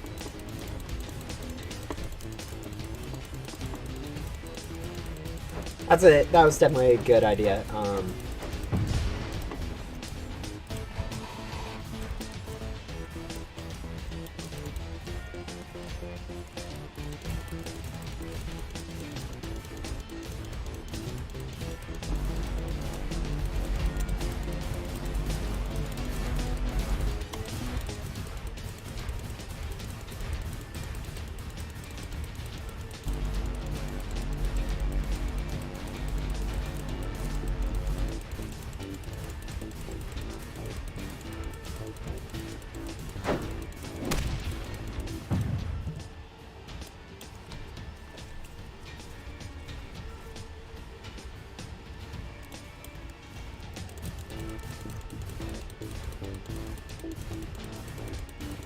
Been streaming for about an hour and a half now.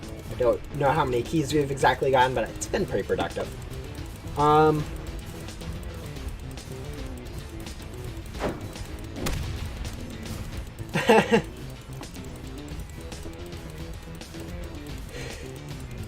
Code pets should be nerfed. I mean, yeah, it's one of those things where it's a moot point at this point, whether or not they get nerfed.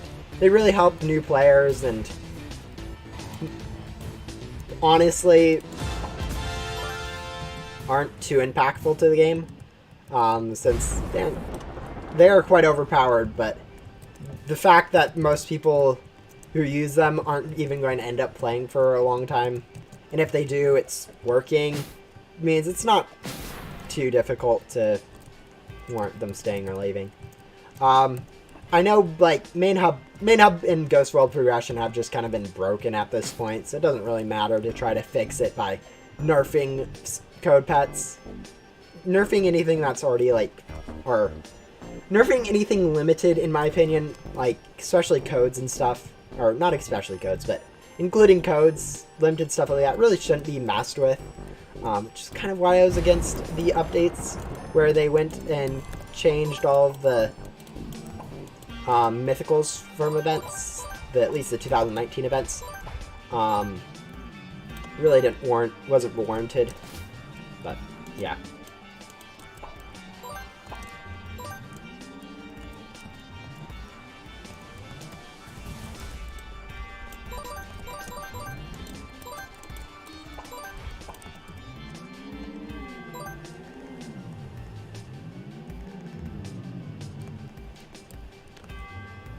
For some reason, Scare does not work in codes. Yeah, I don't really remember exactly what it was. My guess is they expired it. Just a second. Let me go check what the wiki says. When in doubt, going and checking the wiki is what you do. Let's see. Codes.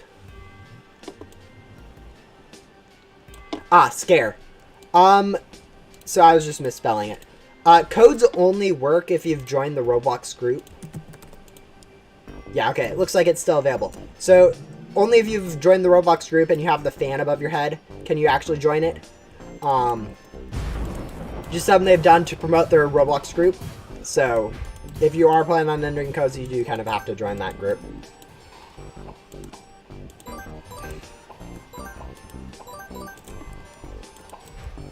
Or you can play the game the way it's intended and ignore code pets.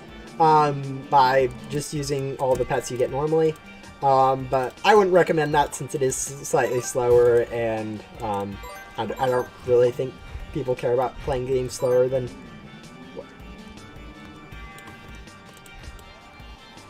People are very blind at getting ghosts.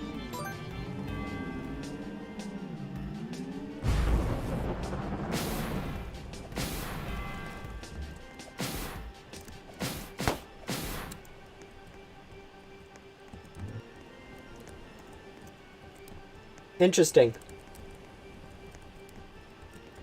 The oldest event Godly I have is Skelly from the 2019. Yeah, that's a really old event, and I know it was still during Ghost Simulator's like prime time in terms of player count, so a lot of people did get that one. Like, I wasn't there at the time, so I don't have any of it, unfortunately. But it is really cool to have stuff from that long ago in the games, just to like flex and stuff. Alright, we need to overcharge to get rid of these ghosts and get the candy, but mostly get rid of the ghosts.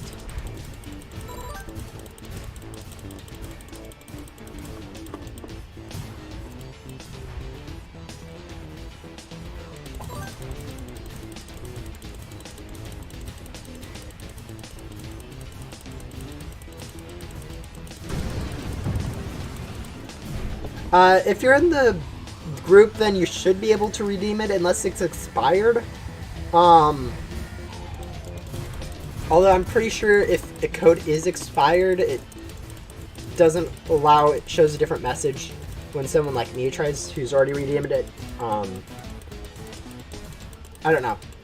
I'm pretty sure it shows a different message if it to me if it had expired, but it may not.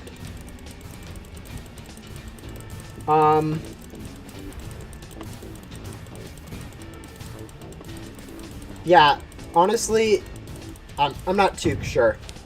But entering the code 2 years should definitely work. Since the code 1 year still works, 2 years should still definitely work.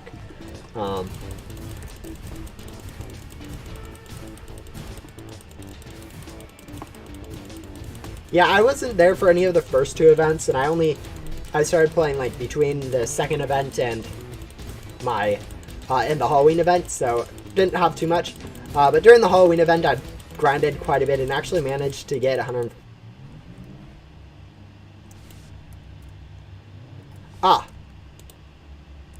Server reboot. Update time.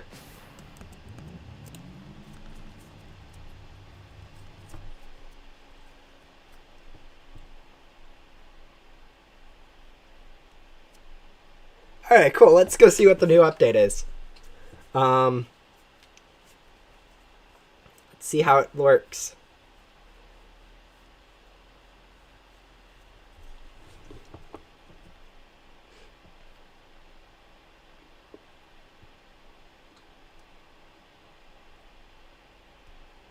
It's kind of unfortunate that we lost down on defeating that Headless Hollows, but I guess not too big of a deal in the large scope of things since it is only like 3 keys. Looks like we get new boss Meep has been resurrected. Interesting. Victoria is back in some new crates. It's cool. And a new questline. That's very cool. Let's go hop over and see what the event's looking like.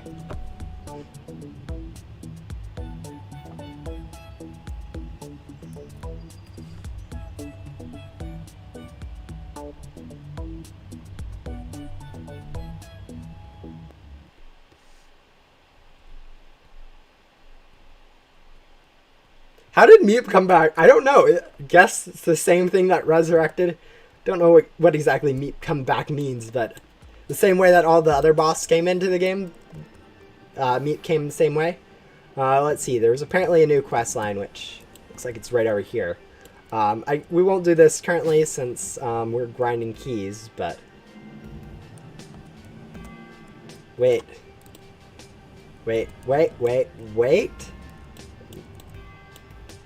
Looks like there's a new set of keys for 350. Mythical pet, mythical board, and there's also a 250 still. I don't know what exactly this means, but looks like there's some cool stuff here. Don't have enough keys to go test it out, but that's interesting. It also said there's some new stuff in the shop, I think, some new crates, so they have to go check those out too, since I'm trying to get everything from the event. But still, let's actually go check out, see what the journal's looking like. Looks by 2019, 2020 event. All right, so it looks like there is a new mythical pet. Or no, that's the old one. Yeah, it looks like there is a new mythical pet. It looks the exact same. From the picture at least. 1, 2, 3, 4 commons, 3 uncommons, 2 rares. Okay, it looks like one more pet crate. And some other random stuff that I don't quite understand. And board-wise... Alright, we should stop trying to figure out what's new from the event and just go back into grinding mode.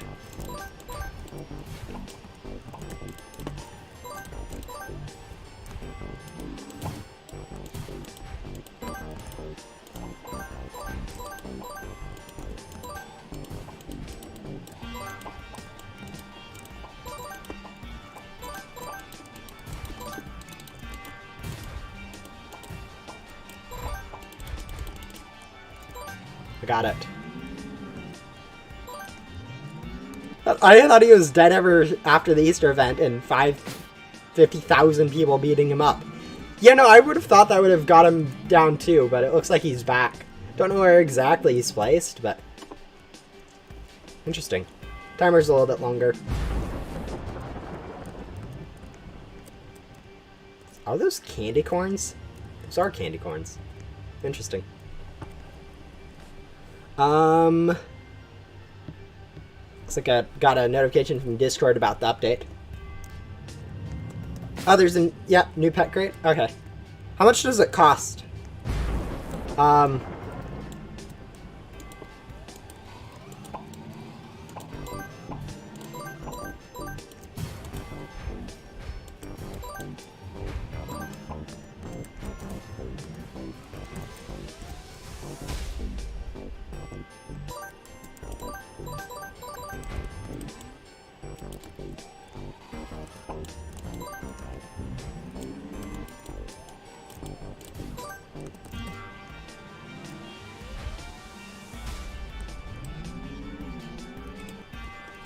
500 candy?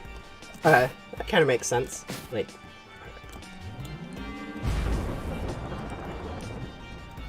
yeah, we should... Ooh. Alright, we should be getting plenty of candy, though, since we do now need a... Or I want to go grind now for... 350 more keys is going to take a lot more time to grind for. 3 new shop hoverboards, 12k, 25k, and 30k, and also 9k one. Interesting. That's a lot more shop stuff. 30k. Yikes. I don't think I'll have enough candy. I think I'll be needing to get some more candy. Ouch. Fortunately, I also do need to get a lot more keys, so I think I'll end up probably going out.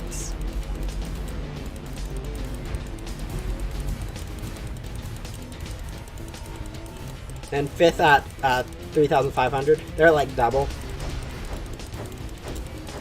Oh, yikes. That sounds like a lot more grinding.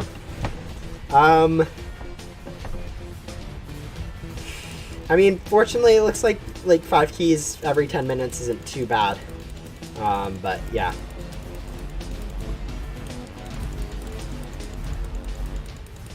$350 more keys than what I had originally thought is still going to put me at like 900 keys I need for the event. And I'm only going for like none of the mythical pets anyways, so yikes. Yeah, it looks like Victoria's event NPC from the last Halloween event. So it's interesting that she returned. Last time she was a villain kind of per se for the event, being like Bo really for like trying to build an army, but like seriously trying to destroy the world, versus whereas Bo's more of a pretending to destroy the world kind of thing, but not actually wanting to, just pretending to be rude. But yeah.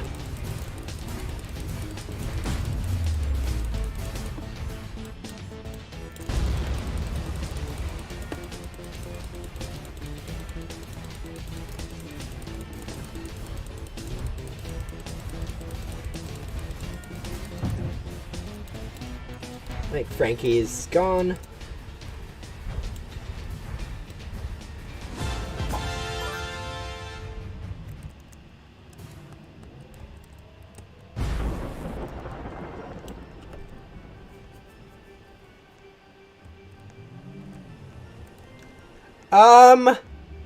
Who knows?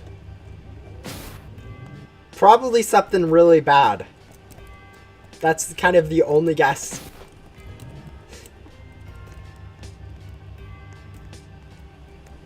Either that or you get, like, infinite supplies of gum. One of those two.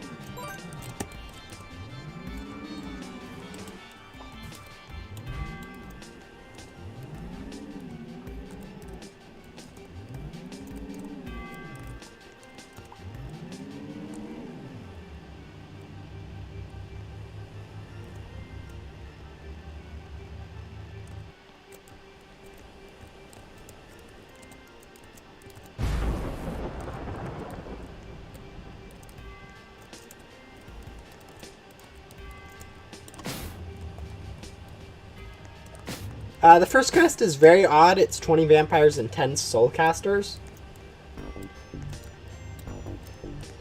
Those are both normal ghosts, aren't they, from different areas?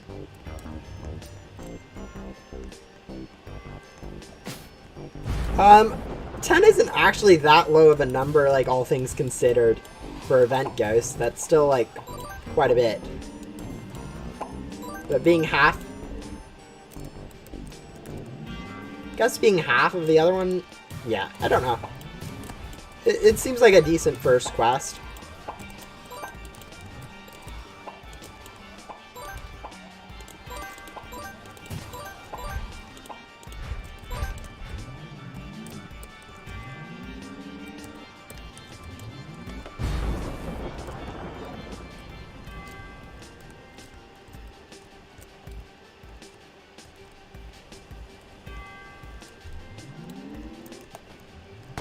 Seems like there's a lot of people. I don't think there was this many people when the dungeon first started.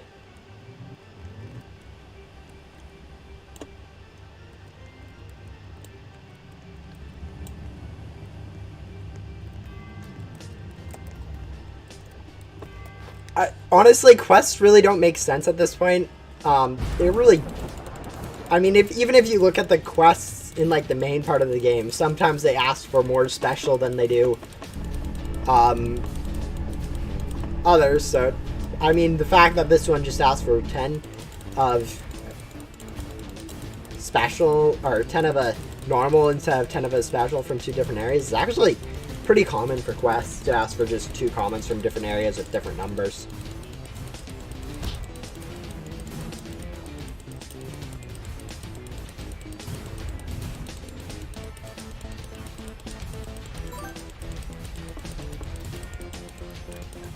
To get you candy, I guess. I don't even know if, like, you get the candy taken away.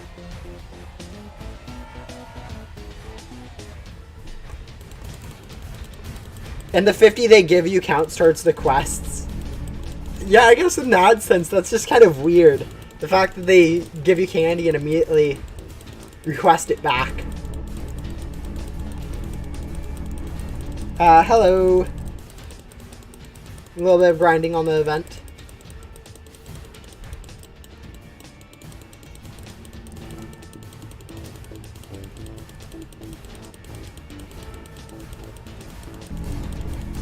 Almost done with the tower. 2 more cycles of Headless Hollows, it looks like.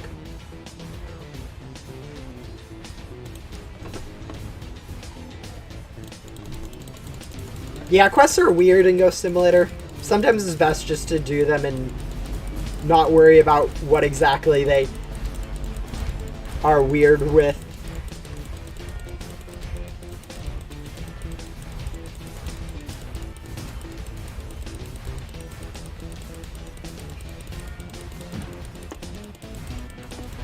Yeah, that one's pretty normal. 30 masts and 10 scarecrows. There we go. I wonder where meat comes into this. Maybe it's an additional boss afterwards. I don't know. Meat somewhere in the event is all I got from it. Let's finish up. And it looks like we are now in the waiting room. Which may mean that there's another floor, or 2, or 3, or 20. We'll see.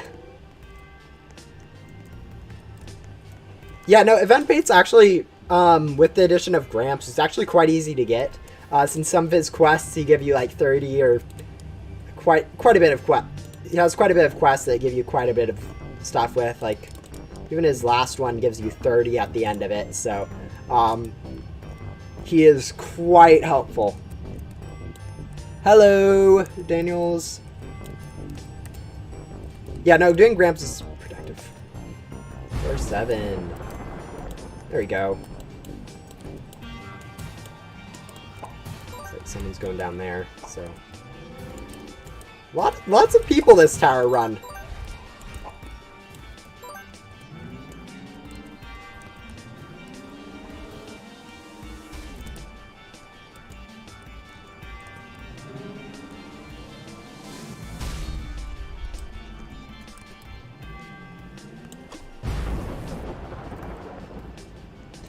Your best pet is anonymous. Actually, that's quite a good pet. That's like what I'd recommend for most people to be getting, stat-wise, early on, since those are pretty easy to get and quite good stats.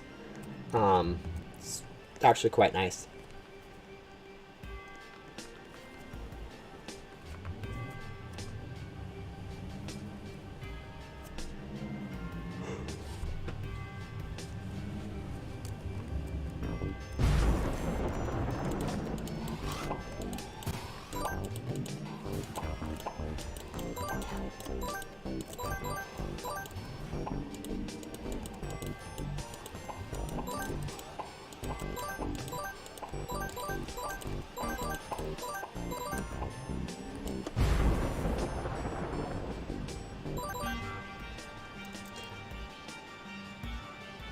Actually, yeah, I have a cat or my family at least has a cat and a dog. I don't really own any since still, you know, part of a family, but, you know. So a cat and a dog, and both are quite wonderful. Dog is some sort of mix with like a Ridgeback, a lab, and some other stuff. Don't really know, and she's quite cool. Weird speck, weird white, mostly black, but like white speckles on her paws and stuff. And the cat is just a giant meat. Alright, so it's basically another additional boss after it, which will actually make grinding this event more key productive, I guess. I think. Since you don't have to wait that minute for a boss to... Don't have to wait as much time for that, and you get some more drops from boss stuff, but yeah.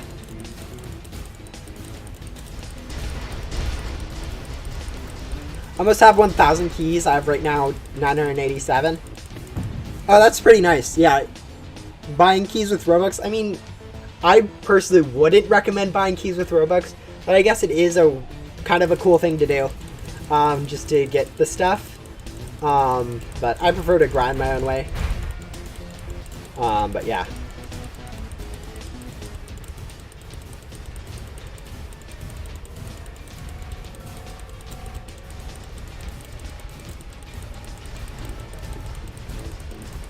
Yeah, cats are pretty cool. Mine is, like, brown, orange,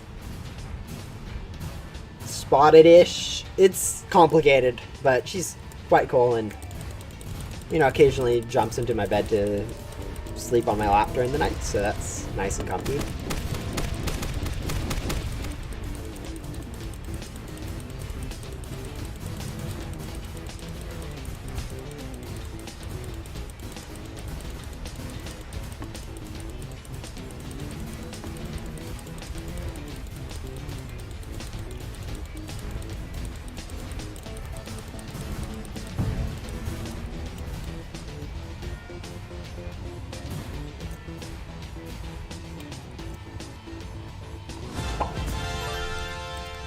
There you go.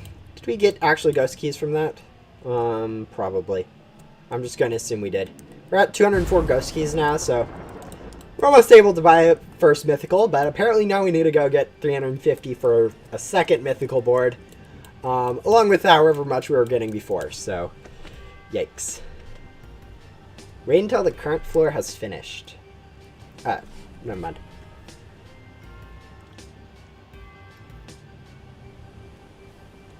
I never realized the meat boss. I think that actually the meat boss was in the update that just dropped like 15 minutes ago, so you and me both on that, not knowing it was included. Quest 4 is to unbox a rare plus pet. Yeah, that sounds about normal. Pretty easy, but normal.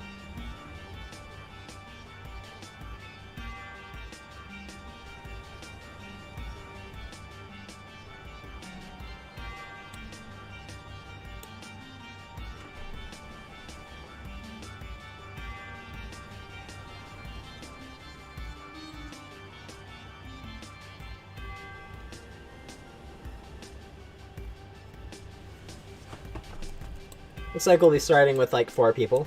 Not ideal. I'd prefer more people during a dungeon since it speeds it up a bit, but whatever.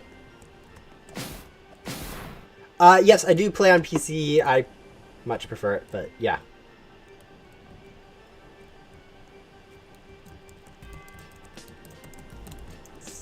I do occasionally.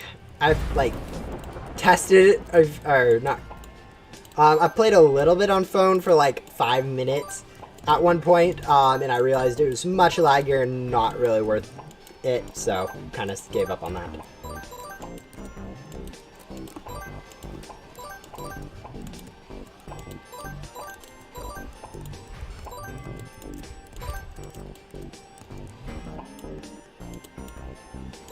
It's like I'm the one doing most of the work on this tower, which isn't all that uncommon, I guess.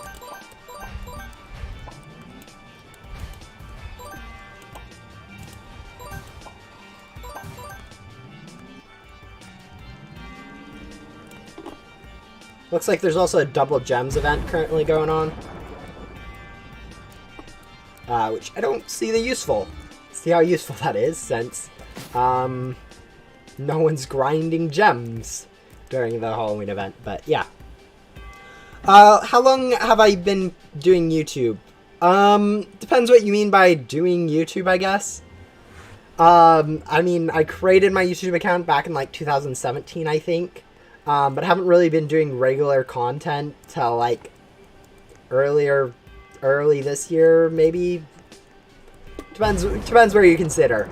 The start of this year, I think I was under 100 subscribers, and so only recently I've actually been focusing a little bit on growing quite well. But no, yeah, it's been.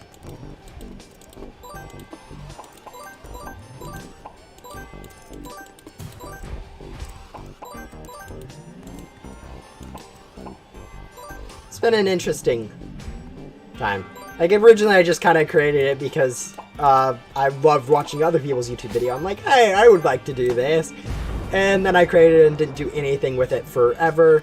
And then I occasionally would come in like every month or 3 or 10 and be like, oh, I can do something, and post something random. It really wasn't anything solid until like beginning of this year when I started doing Ghost Sim stuff. I'm grinding the back door soon. Getting the data chips are hard. Get the rest. Yeah, grinding backdoor does take a while. One of the things that I've seen people say is helpful is going like grinding loot or grinding gum from like the main hub, from like the ice cave and beach areas, and converting those to basic gum to get some basic loot gum to hopefully get a few more items from drops and stuff. I'm not too sure about how helpful it is, but I hear people recommending it, so that's something to try out if you need.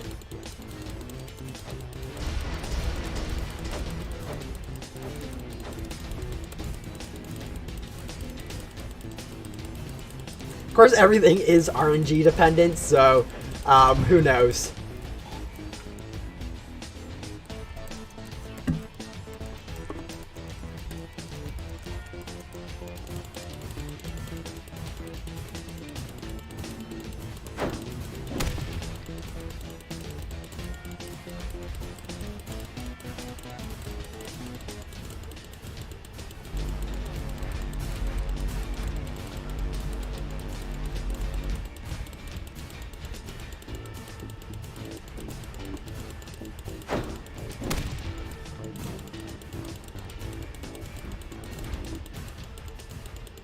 It is definitely not worth it to go convert keys to gum. It is pretty much a waste of time when you can really just go and convert or go buy some cool stuff from the stuff from like the crates.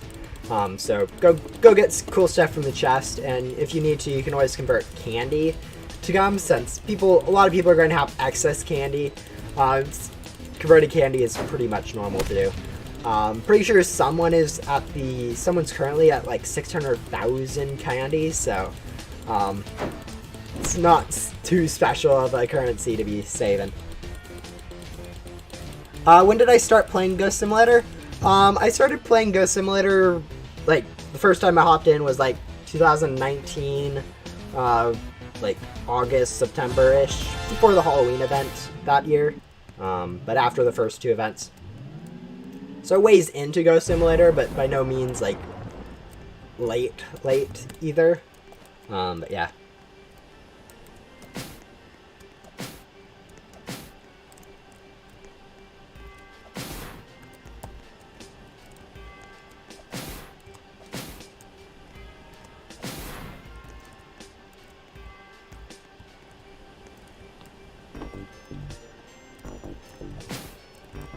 But honestly, I wouldn't recommend really converting any items until you have like got everything you want from the event.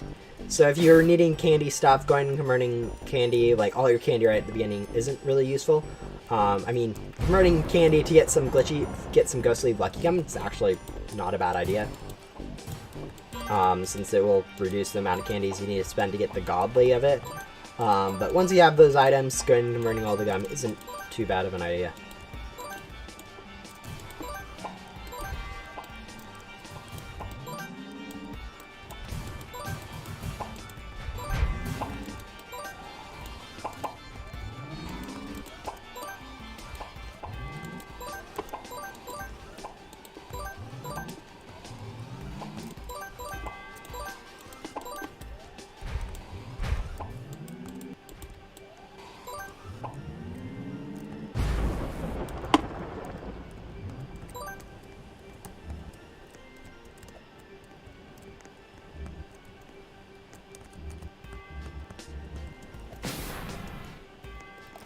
Oh, interesting.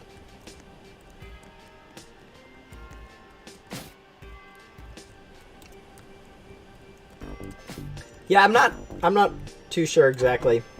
Haven't looked at the quests yet. I'll probably do that at some point off stream. Working on quests and stuff, but yeah.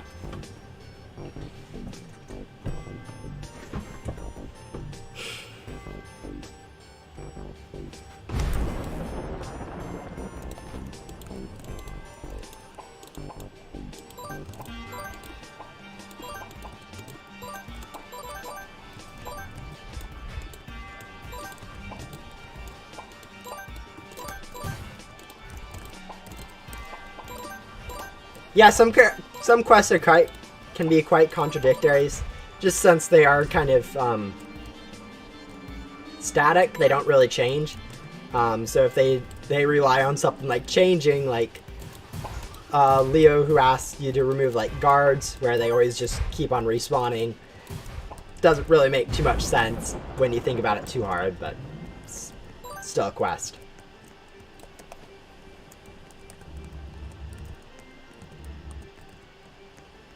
Hello.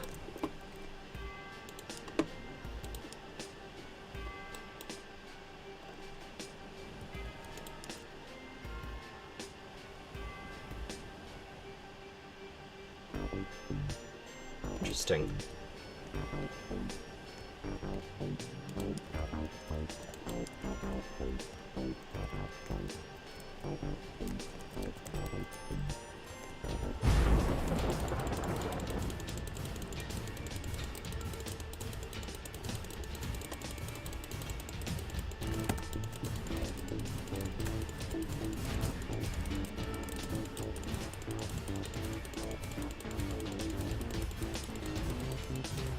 Game crashed. Actually doing quite nicely. Thank you for our interest.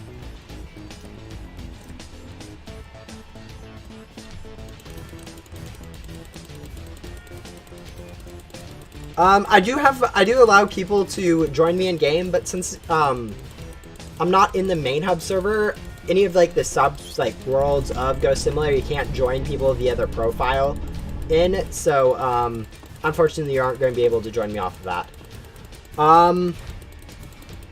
Trading pets, you crashed the game. That's interesting. I'm guessing something went wrong there, but it is totally possible that trading a pet can crash the game. But it's also likely that your internet crashed at the same time, or many other things that could have happened. Yeah, Ghost Simulator did get an update. I'm actually in it right now, and I've seen that's included quite a few cool things. Like Meat is apparently after Headless Hollow in the tower, which, I mean, doesn't make too much sense, but whatever.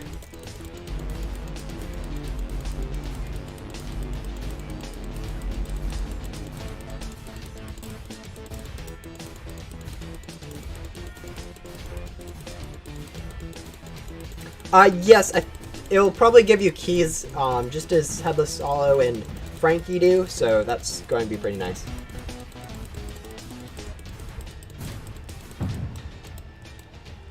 It's going to give the same keys as the other bosses, but you are going to still be able to... It's going to add more keys to the tower, and basically negate some of the time that you have to spend waiting for a minute to start the tower, I guess, would be the best way about it. Best thing about it, I guess. But yeah.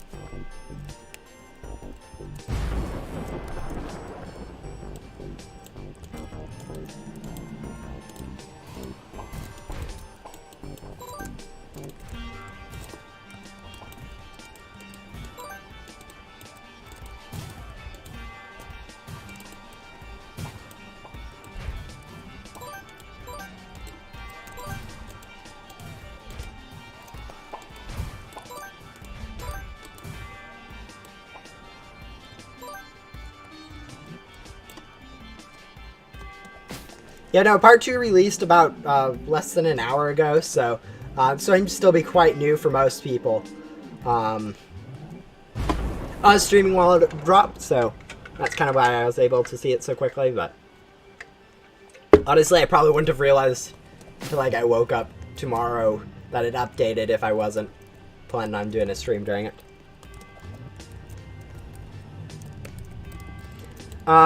Main thing about it is it extended the tower to up to floor 9, including now the mini-meat boss, which is kind of cool.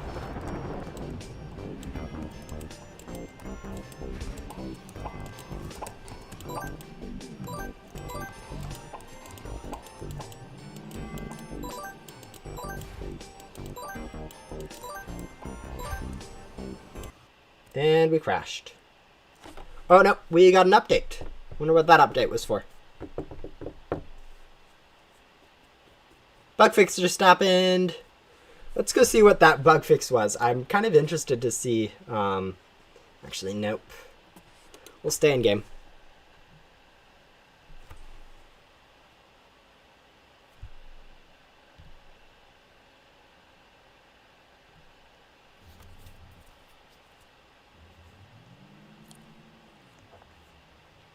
Yeah, probably bug fix of some sort. I mean, I'd have to go look in to see exactly what was fixed, but who knows.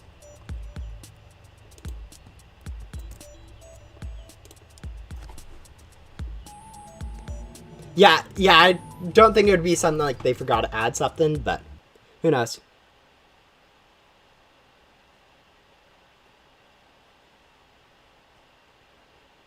Only seen one YouTuber that was streaming, and I was in the game with him, and I took a photo. Yeah, streaming is kind of weird as a YouTuber, but it is what it is. Let's go see.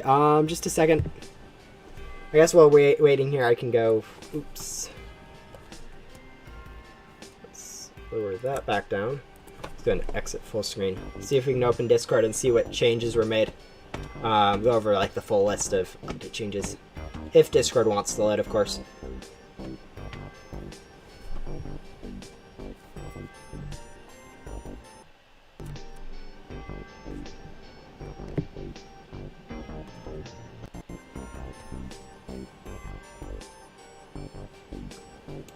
Alright, hopefully we're not missing... Okay, no, cool, we aren't missing anything.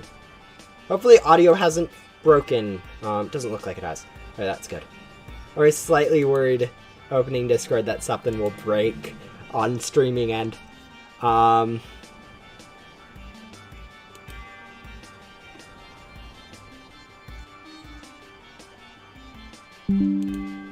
Let's see, patch notes. We are starting in 12 seconds.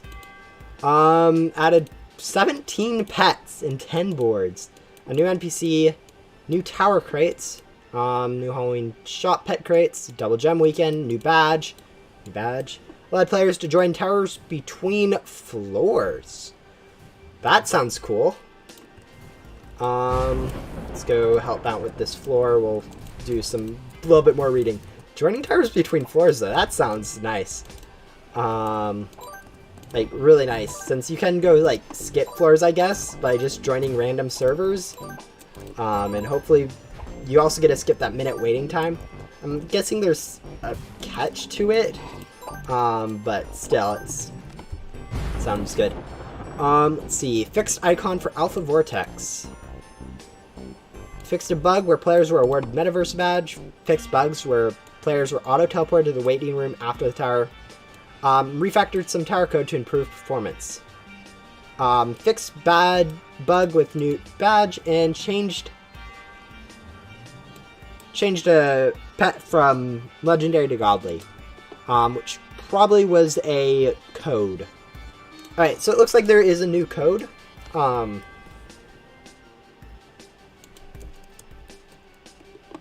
Yeah, there's a new code, apparently. It wasn't listed in the update, but according to that, it should be eerie, spelled just like that, and it should give you a godly pet and some candy. And we'll probably end up accidentally deleting that pet since we don't have time right now to go lock it. But...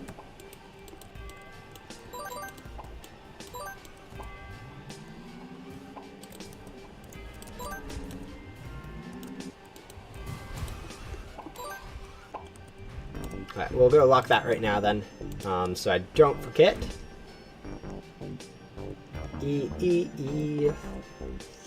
There it is. That's a cool looking pet. It's a really cool looking pet. Mostly because it's purple, but we'll equip it over Snowflake. Sorry, Snowflake.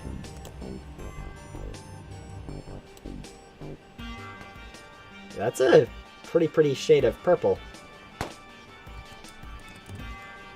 You have to join the Roblox group. So the group that made the game, you have to join that group before you can enter codes, which gives you the fan thing. So if you have the fan thing when you chat or anything else, you should be able to enter code. If not, maybe a little broken.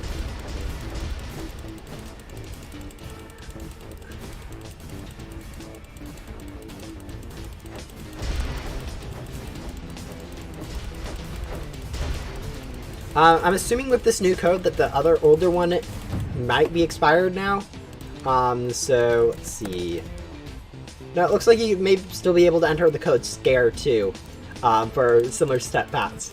So currently, anyone can basically join the group and get a free pet team of max godly pets with the same stats as the store, which seems a little bit weird. Store?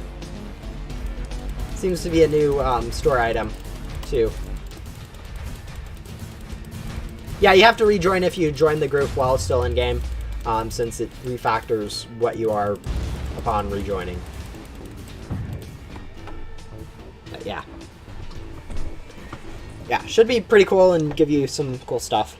The 350 candy is kind of negligible, but still, it's cool for new players at least. It's one crate, I guess. More of the good thing is going to be that pet. Being able to get some nice, pretty good stat pets.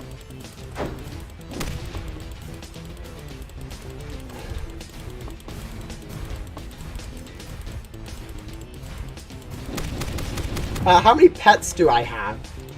I mean, I have 758 currently in my inventory. Although, like, a good half of those are just purples, so don't know how much those count. I do have a... Yeah, no, that's kind of it. Most of it is just filler. That's kind of useless. I have a lot of old random event and code stuff just chilling around. Is some bit, but most of it's just going to be random. These mythicals, my purples, and other just miscellaneous stuff. That's pretty much useless. I have tons of egg visions. Stocked up on those during the event. 4-4.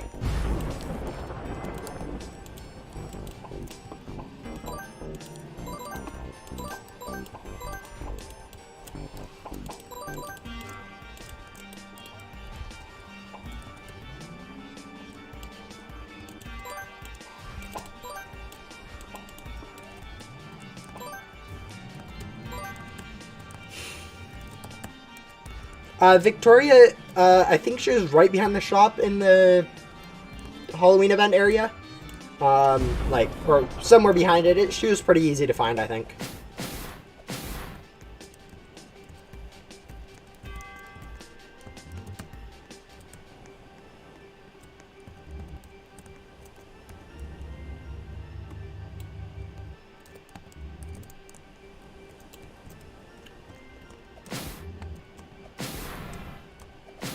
Yeah, a lot of quests in the Halloween event will be related to the tower, and so that would be kind of nice.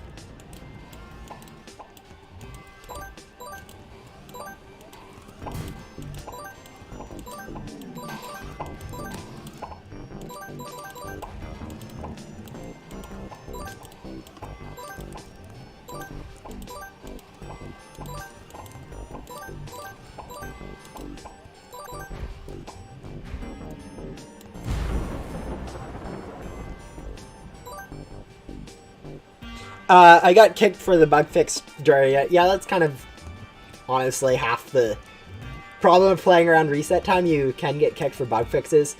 2 updates ago was kind of a worst offender for it. That was like a month ago now. It was like 5 resets for different updates, plus a few more that were just like intermediary ones that didn't really come with a new update version. It was kind of weird. Goodbye.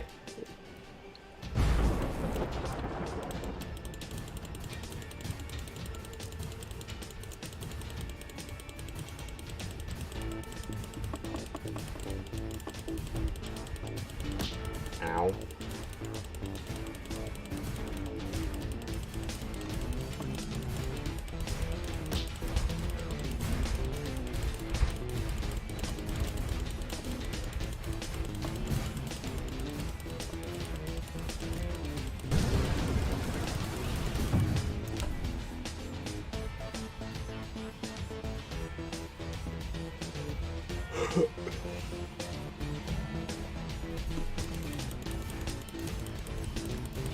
I think you should vote if you want to fight me. Yeah, by making the tower a little longer, the people who haven't done quests may have to spend a little bit longer doing stuff. Although I guess with being able to join midway through, a tower might negate that. I don't really know. But yeah, it'll make it a little bit harder for people who want to go grind on a quest. Hopefully, Victoria doesn't require too many bosses at the last one. And you've done Luna already, since spending a little bit more time for all those quests might get up. Who glitched down to the map?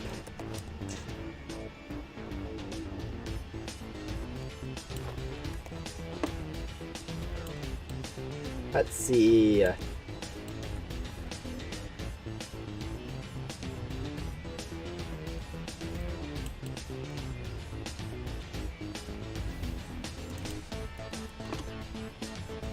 Ah, interesting. Came back. But that's an interesting,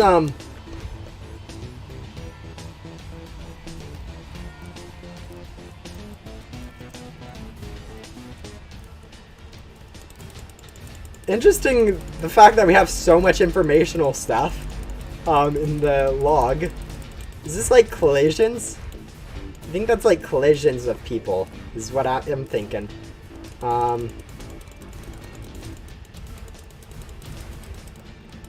Like, if I go walk over to someone,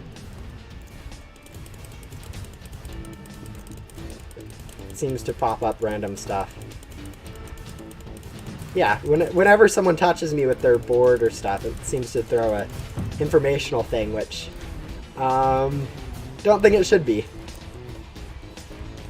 Yeah, see?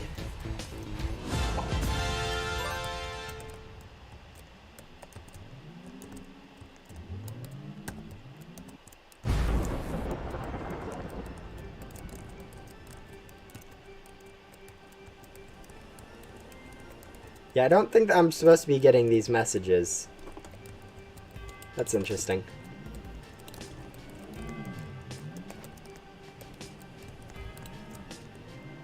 Alright, let's see. I don't think I remember...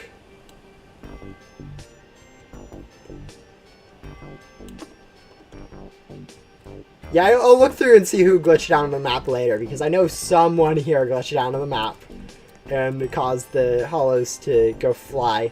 Fortunately, he didn't fall into the void.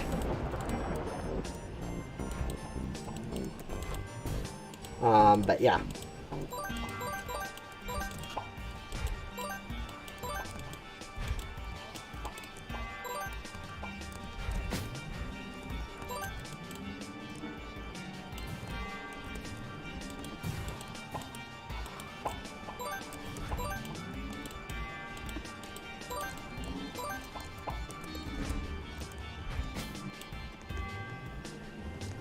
I don't...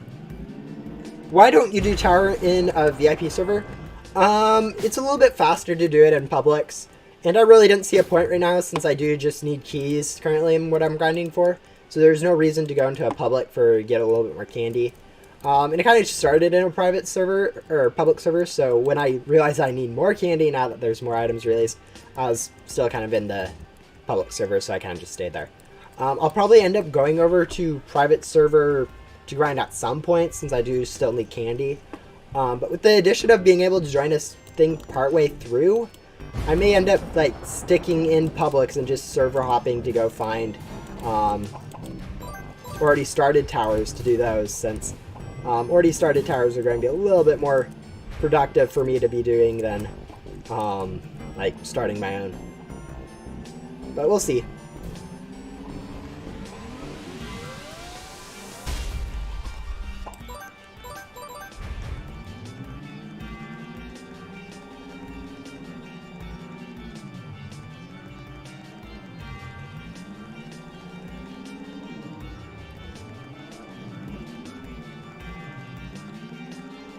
I hope bad hitbox never gets fixed. It's basically a meme in the community now. Oh, it's the worst thing about Halloween updates. The bad hitbox has been broken now for two years. Since the first Halloween update, the bad hitbox has been utterly broken, and it's annoys me every single year. A question is, what gives you the tower keys? Meep or hollow? The tower keys actually don't get given by any boss. They actually get given after the completion of the tower itself. So, if that helps you answer the question, neither. And if it doesn't, neither.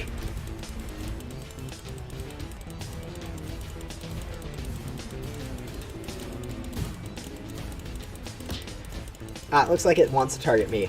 We've got quite corrupted this time through. Not really been paying too much attention to staying uncorrupted.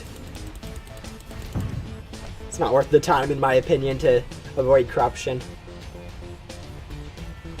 But anyways, at least I'll be able to get 7 keys per fight. And I don't think it's going to take too much longer. Maybe up to like 20 minutes.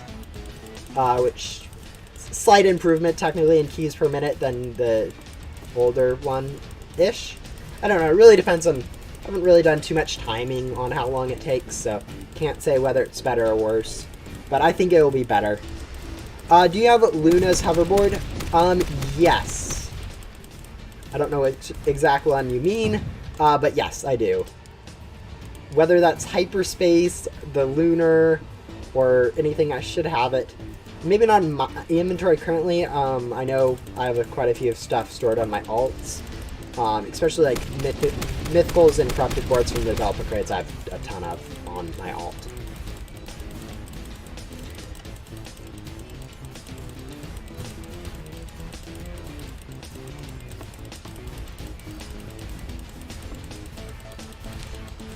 Yeah, it's pretty much useless, to be honest, since, alright, it looks like, since, it's pretty easy to get, and people do often end up just deleting them, just because people grinding for developer mythicals end up just getting tons of them.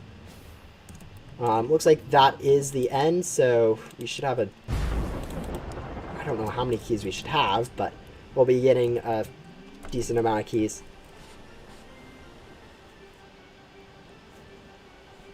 I don't really watch anime.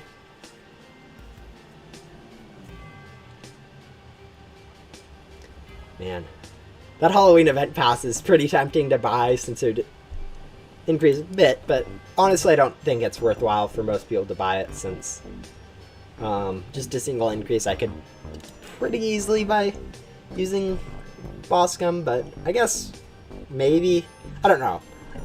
I've never really bought an event pass, so I don't really know how useful it would be. Yeah, that was the end of it. You probably saw that I got the additional key, going from 215 to 216. Working on collecting those, since we need to get a ton of them now, since we have these 350. They look the same. I'm assuming there's some other mechanic that's different about them. Maybe more stats or different color or something, but yeah. Almost certainly there will be a Christmas event for Ghost Simulator. Why can't you, is there a reason why you can't join the event, or what? How good would the event pass be if they fixed it? It depends what you mean by fixed. Since currently it is just a +1, it is working, like, as they intended it. It doesn't multiply with boss gums, which I'm assuming is the biggest thing that you could mean by fixed. I don't think it would change too much if it got fixed. Maybe a few more, like 1 or 2 more people would end up buying it. But I think in the long scheme of things, it's not really too important, since it's only helpful if you aren't using boss gum and you already have the double boss drops game pass, which I guess is going to be a few people, but not many people are really willing to pay for something super limited like that, that only helps them for a little bit versus just paying for other stuff.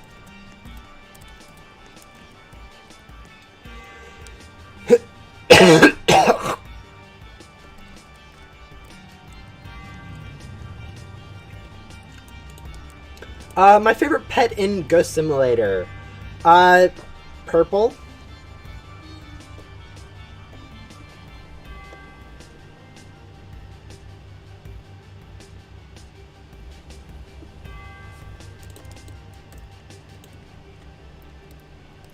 Like make it multiply. I mean, honestly, that's not really a fix. That's more of just a buff. Since it's working how they really intended it to, as not stacking multiplicatively. Because the more things stack oh my goodness, explaining that is really hard. But as things start to multiply together, it gets really OP. Like, honestly, if you look at, like, double items and, loot gum, you can see how overpowered that is. Now, if that happened with, like... Oh, shoot. Now we have to go find a lone ghost that someone left somewhere.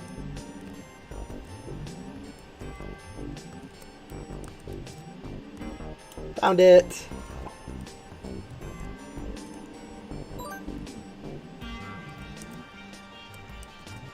Yeah, that's the worst thing about playing with more people. They end up accidentally leaving a ghost somewhere because you can't make sure you get every ghost if you're in with like 5 people. So occasionally you have to go backtrack. Well, it does make up for it with the speed that you get from having more people.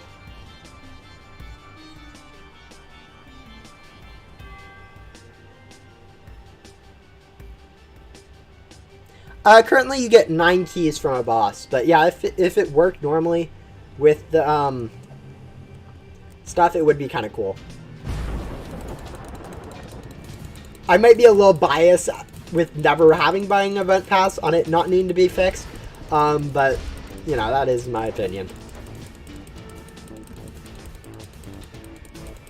Yeah, it does feel like a waste right now to get the pass, and honestly, it kind of is. But that's the thing. If you buy it too early, you end up either you could end up like wasting your Robux and never using it again. If you buy it too late, it ends up being a waste because you didn't have enough time to use it. So it's really up to you guys whether or not you buy it or when you buy it and stuff like that. So yeah, I recommend against it, but if you want to, you can. How long do I think I'll be grinding? Probably another 30 minutes would be my guess. Like 2 more towers, 1 more tower after this, maybe? I don't know. Not too much longer. I'll have to end the stream soon. Probably 4:30 my time, so 25 minutes-ish would probably be my best guess. But it'll probably actually just coincide with the end of a tower. More than anything. It's been forever since I've been on your stream. Yeah, I don't stream that regularly, so it is kind of hard to catch them, unfortunately.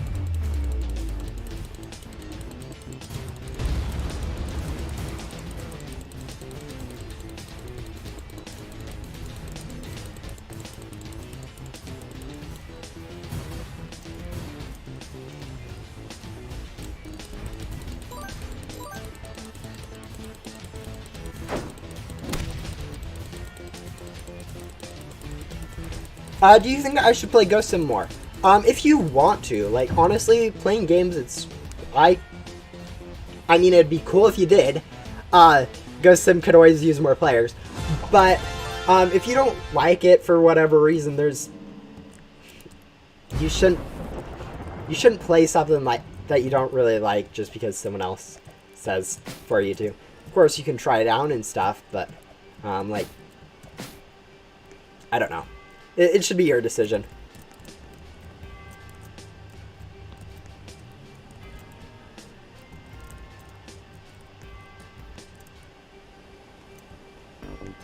I'm still on quest 9 for the new quest line because of bad luck. Yeah, that reset is kind of annoying. Especially when you have time to, when you're doing something long like a tower, but it is kind of going to be what it is. Unfortunately, there's not really any way to change it.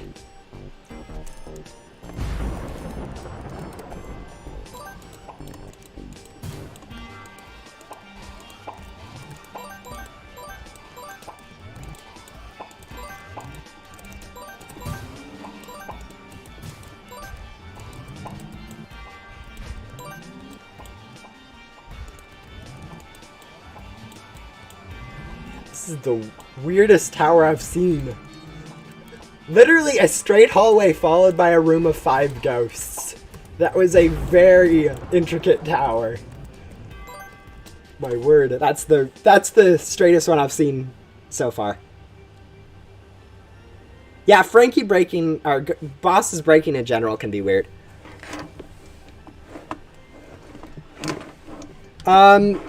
It's hard for you to, yeah, especially backdoors takes forever for players to get through. So I see a lot of people struggling with that. If you have Robux, buying double items can help, but sometimes just grinding through it's the only way, and not grinding is a perfectly valid solution too.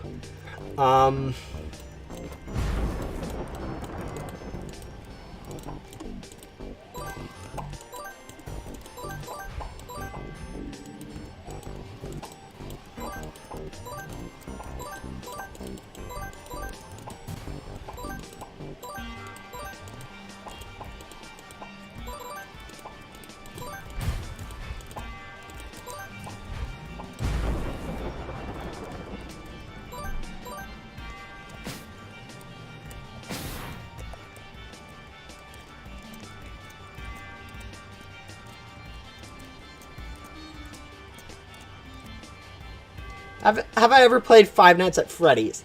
Not really. I may have played, like, something of it, like, long time ago, but I don't remember it or really understood it, so definitely not.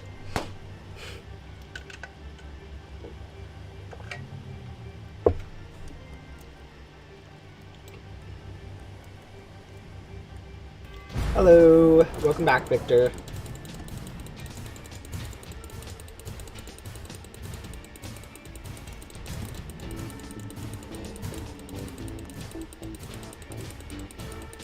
That's not good.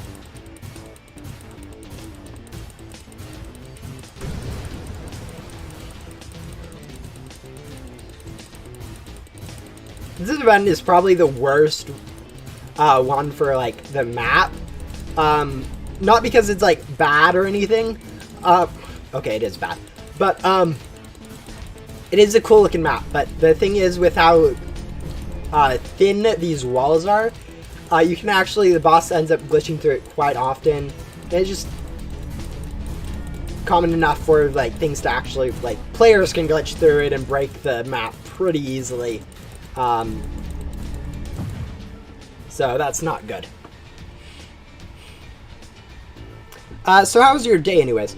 I actually haven't done too much. I've been playing Leaf Blower Simulator a little bit.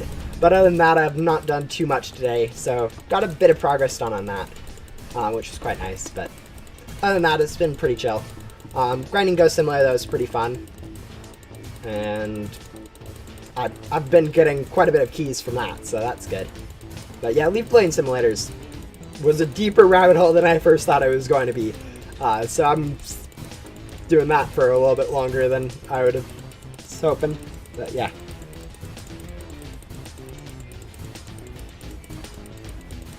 Shark. Don't know exactly what you mean by that, but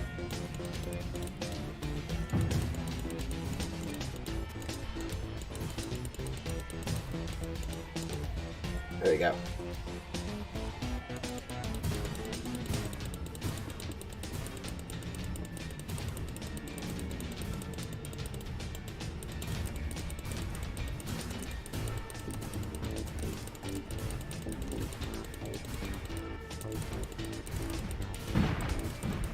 Yeah, being in school is interesting.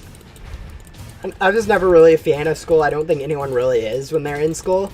Like, part of it is because, like, I've noticed now, like, I don't understand really while I'm in school what exactly I'm supposed to be doing. Like, you're being taught something like, oh yeah, this is cool and all, and then later you realize, oh, that was what it was for. Like, one of the things was, like, for me, like, science, like, the scientific, whatever it's called, method. I'm like, yeah, I don't understand it. I didn't understand, like, science experiments. But now I'm starting to realize, oh, wait, it's for, like, what exactly it's, like, for, like, oh, it's for documentation and math stuff and relating things to figure out how stuff work. Not just for mix stuff together, boom, like, or mix stuff together and figure out what happens. It's more specific than that, which I didn't understand while I was in school, which did not help me like science.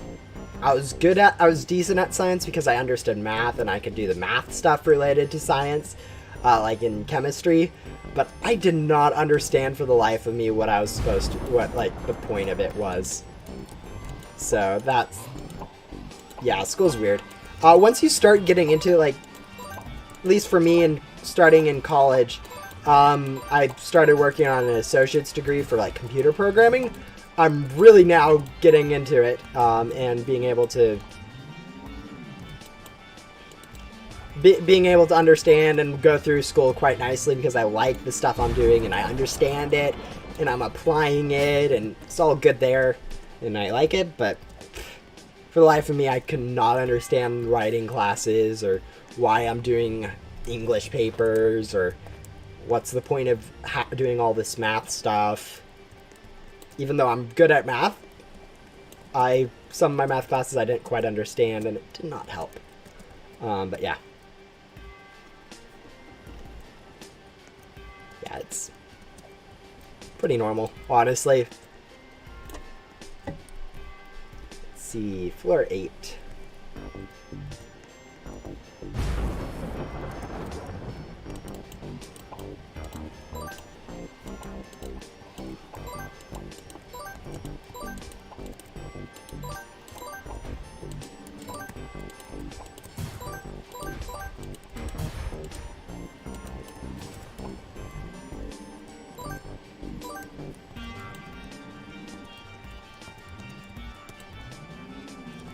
Yeah.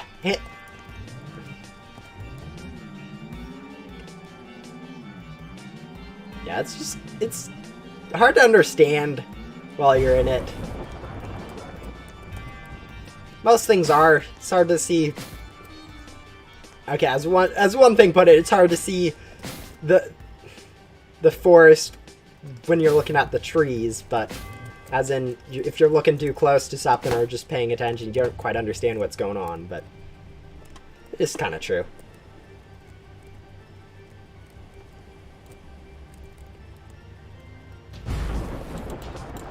And we're to Meep again.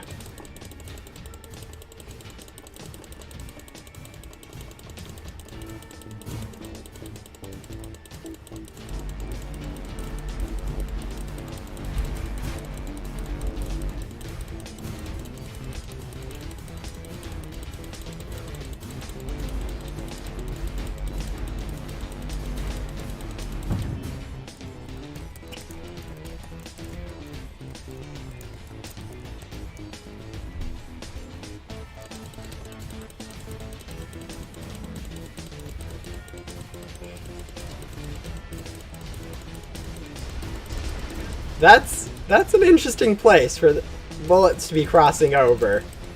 That seems a little weird for them to be going there.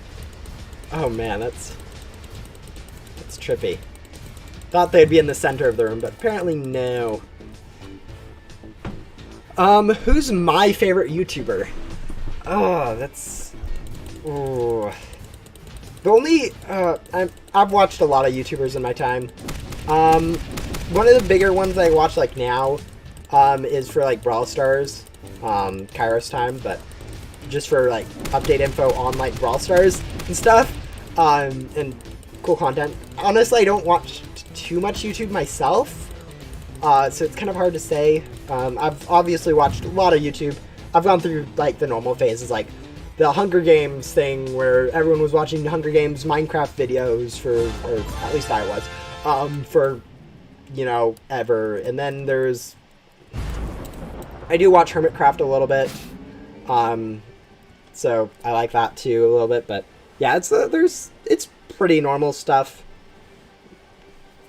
Can't, like, other than that though, it's random stuff. If I ever do end up on YouTube, it's usually random stuff, like the sciencier stuff, like what happens if you detonate a nuclear bomb in a world city, and that one video is weird.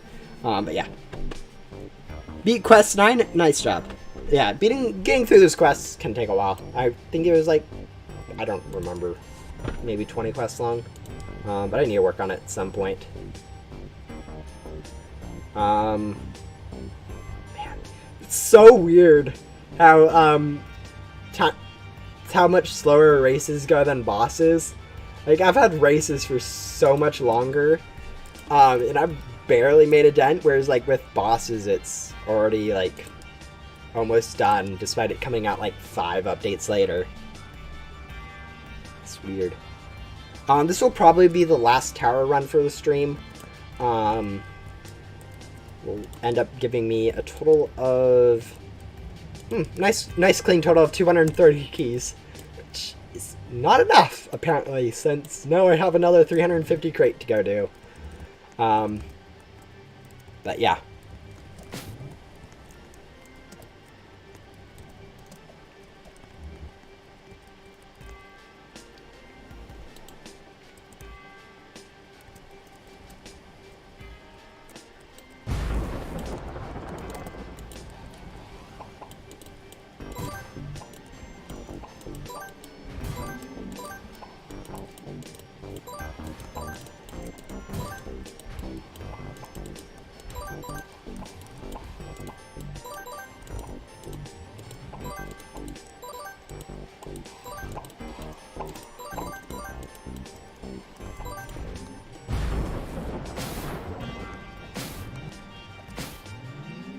Marine. It's like Prismarine in Minecraft, but with a Miz instead.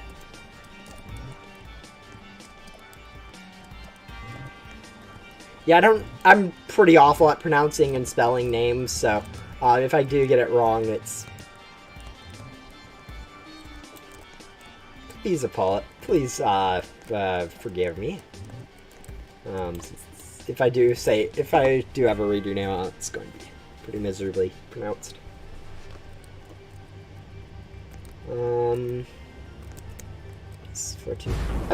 I know I said I was reading the update log, and I realized that joining towers midway through is now possible. I'll probably end up doing that when I'm like grinding off stream. And I probably should have tried testing that live, but I guess it really doesn't matter too much in the long run. Oh boy, bat ghosts. No one likes them.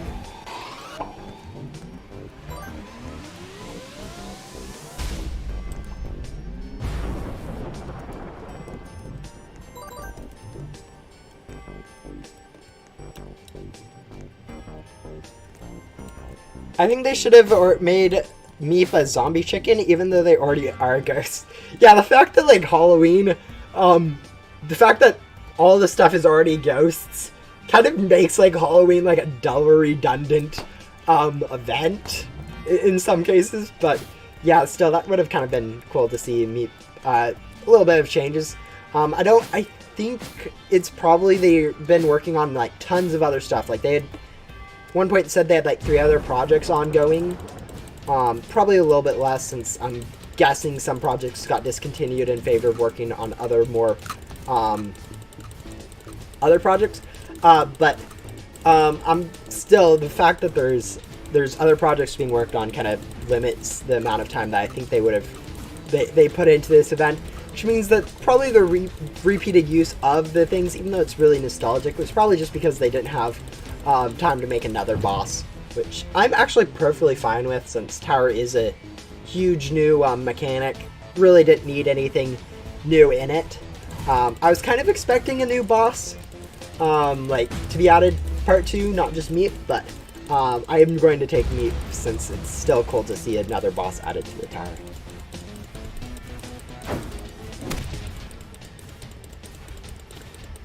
Version 2? Actually, unlikely. Unlikely that there's going to be a version 2 of Ghost Simulator. It'll just... Update 100 isn't going to be anything new, it will be stuff new, but, it won't be like Ghost Simulator 2 like a lot of people keep bringing up.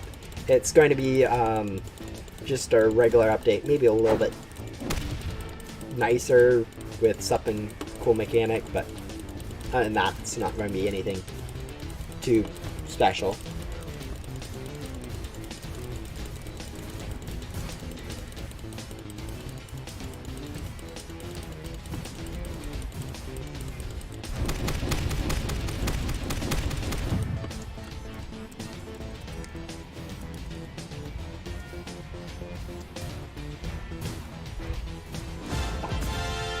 Yeah, I don't know what you mean by version 2, but not a new thing. It's not going to be like 2.0 up there. When it gets up to 100, it'll just be 1.100.0 instead of things. I just continue adding numbers. Like when they went from 1.9 to 1.10,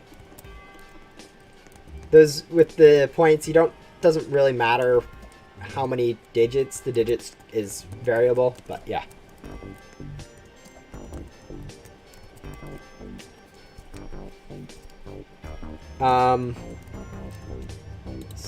Should be up to 225. I'm going to be getting 5 more keys. So we'll be at 230 once we finish up this tower and the stream and everything else associated with that.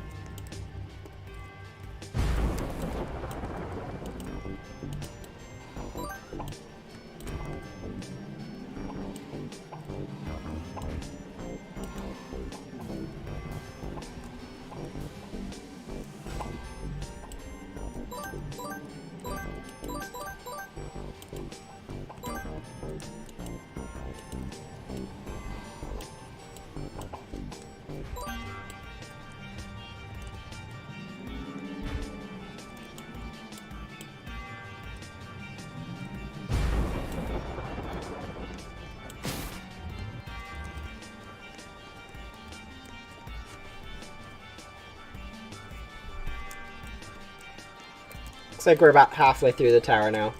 Having more people really does help speed it up.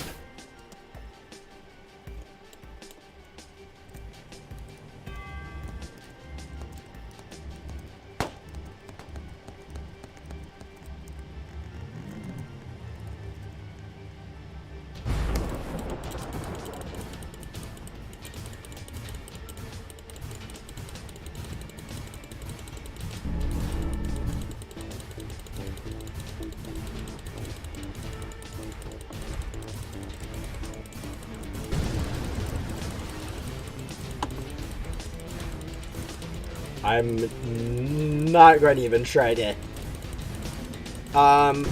Assuming by which country you mean which language. Honestly, I'm not good at guessing languages. Or really anything other than not too multicultural myself. Ah, okay. Phew. I thought we were going to crash there. Sometimes crashes happen, unfortunately.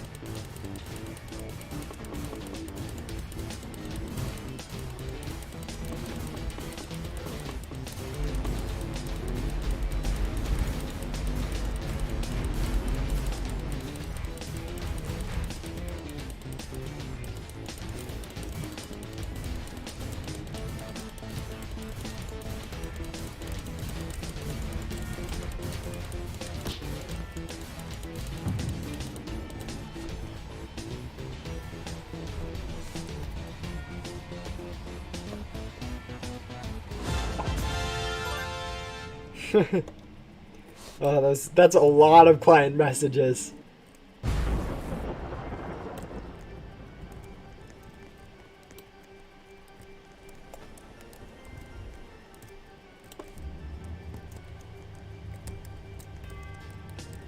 I'm not making it better by touching everyone either, am I?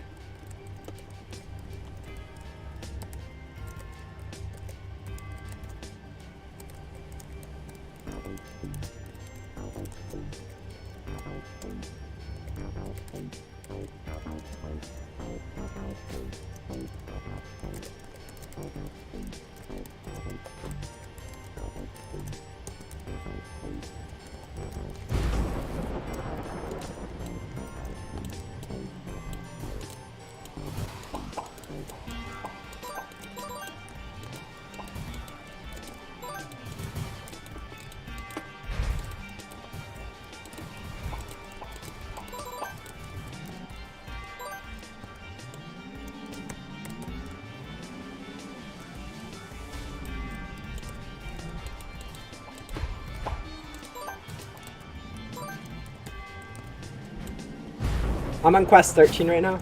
Alright, so this sounds like it'll be taking a little bit of time to do the quest, which is not surprising, I guess, since Luna took a little bit of time. But I'm guessing it takes about the similar time as Luna, seeing how it's longer than Bo's. So that's about an hour, maybe an hour and a half, depending. I guess. Yeah, it's, I mean, you may have made it, but the stream's actually ending in, like, I don't know, after this boss, so, maybe a thing, but, like, actually, I guess there's one more floor, then we have a boss, so maybe a little bit more time than that, but still, it's pretty much near the end of the stream, but thank you for making it anyways. So, hello, Deep.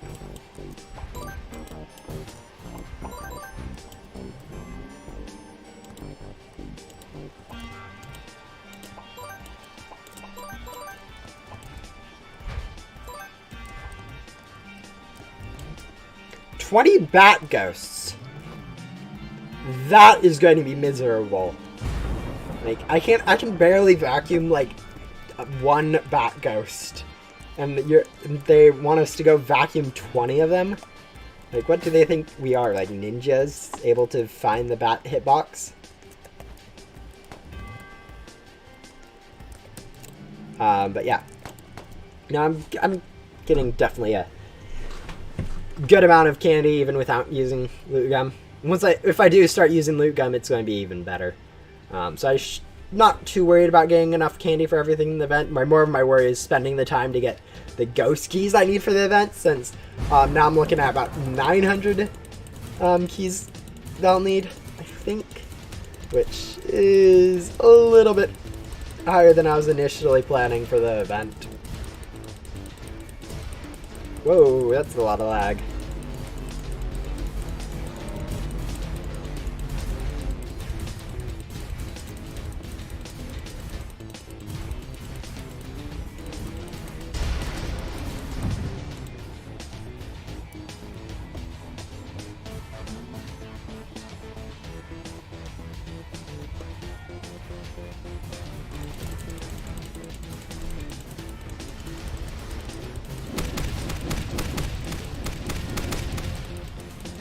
$110, 1,100 is how much is what you need if you want all 4 mythicals.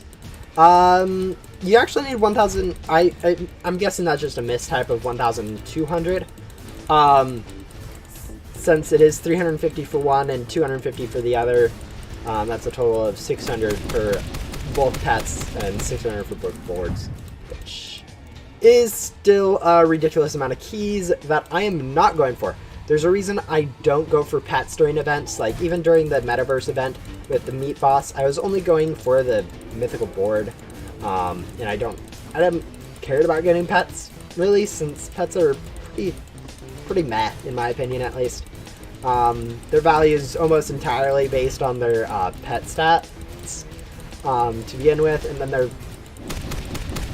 they just get overbought since people are either wanting a full team and getting 6, or if they are just getting one of, like, either they're going to go for the pet since stats, it's just not worth it in my opinion to go for the pets. Oh, that's, yeah, it's interesting. It's not a... You may need to update Roblox, I would guess, but it's really hard to tell. Anyways, let's go take a look at the new boards and pets. Ooh, is that a new one? I'm not too sure. Yeah, no, that must be a new one. Is it? I'm not too sure, but I think this one's new, which looks kind of cool. That one looks really cool. Clothes. Treaty Sweet, Brain Dance. Ooh, that one looks cool. Oh. Solid. That's a cool board. Purple. That's one of the things. And then there's also apparently some other pet crates. One more. So, Hypnocat looks purple. That's pretty cool. Yeah, that's the main thing I'm looking for is purple stuff. But anyways, it looks like it's pretty normal for this. Pretty reducing array. This one looks a little weird. Looks like its texture didn't quite load, but I'm pretty sure it has. But yeah. Let's see if we can get something. Purple, hopefully. Whatever it was, cat thingy. Hypnocat. Alright, looks like we did not get it, but I think that'll probably be all I spend for now, since I kind of need to save my candy for other stuff. Interesting. Did I accidentally open 2 at a time?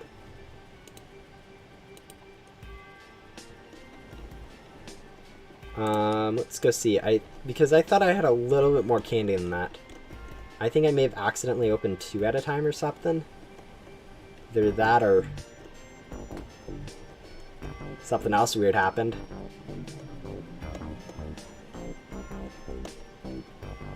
Okay, yeah, it looks like I did. Accidentally opened 2. But I kind of like the look of this thing. Nice, gray. It doesn't look like it's texture loaded, but yeah. Oh, interesting. But yeah, I think that'll be the end of the stream. I was able to get a decent amount of candies, 230. Which was great progress towards getting the boards I wanted until they added some more that I'm going to need to go figure out how to get. And so, thank you guys for watching, and I think I'll be ending it there.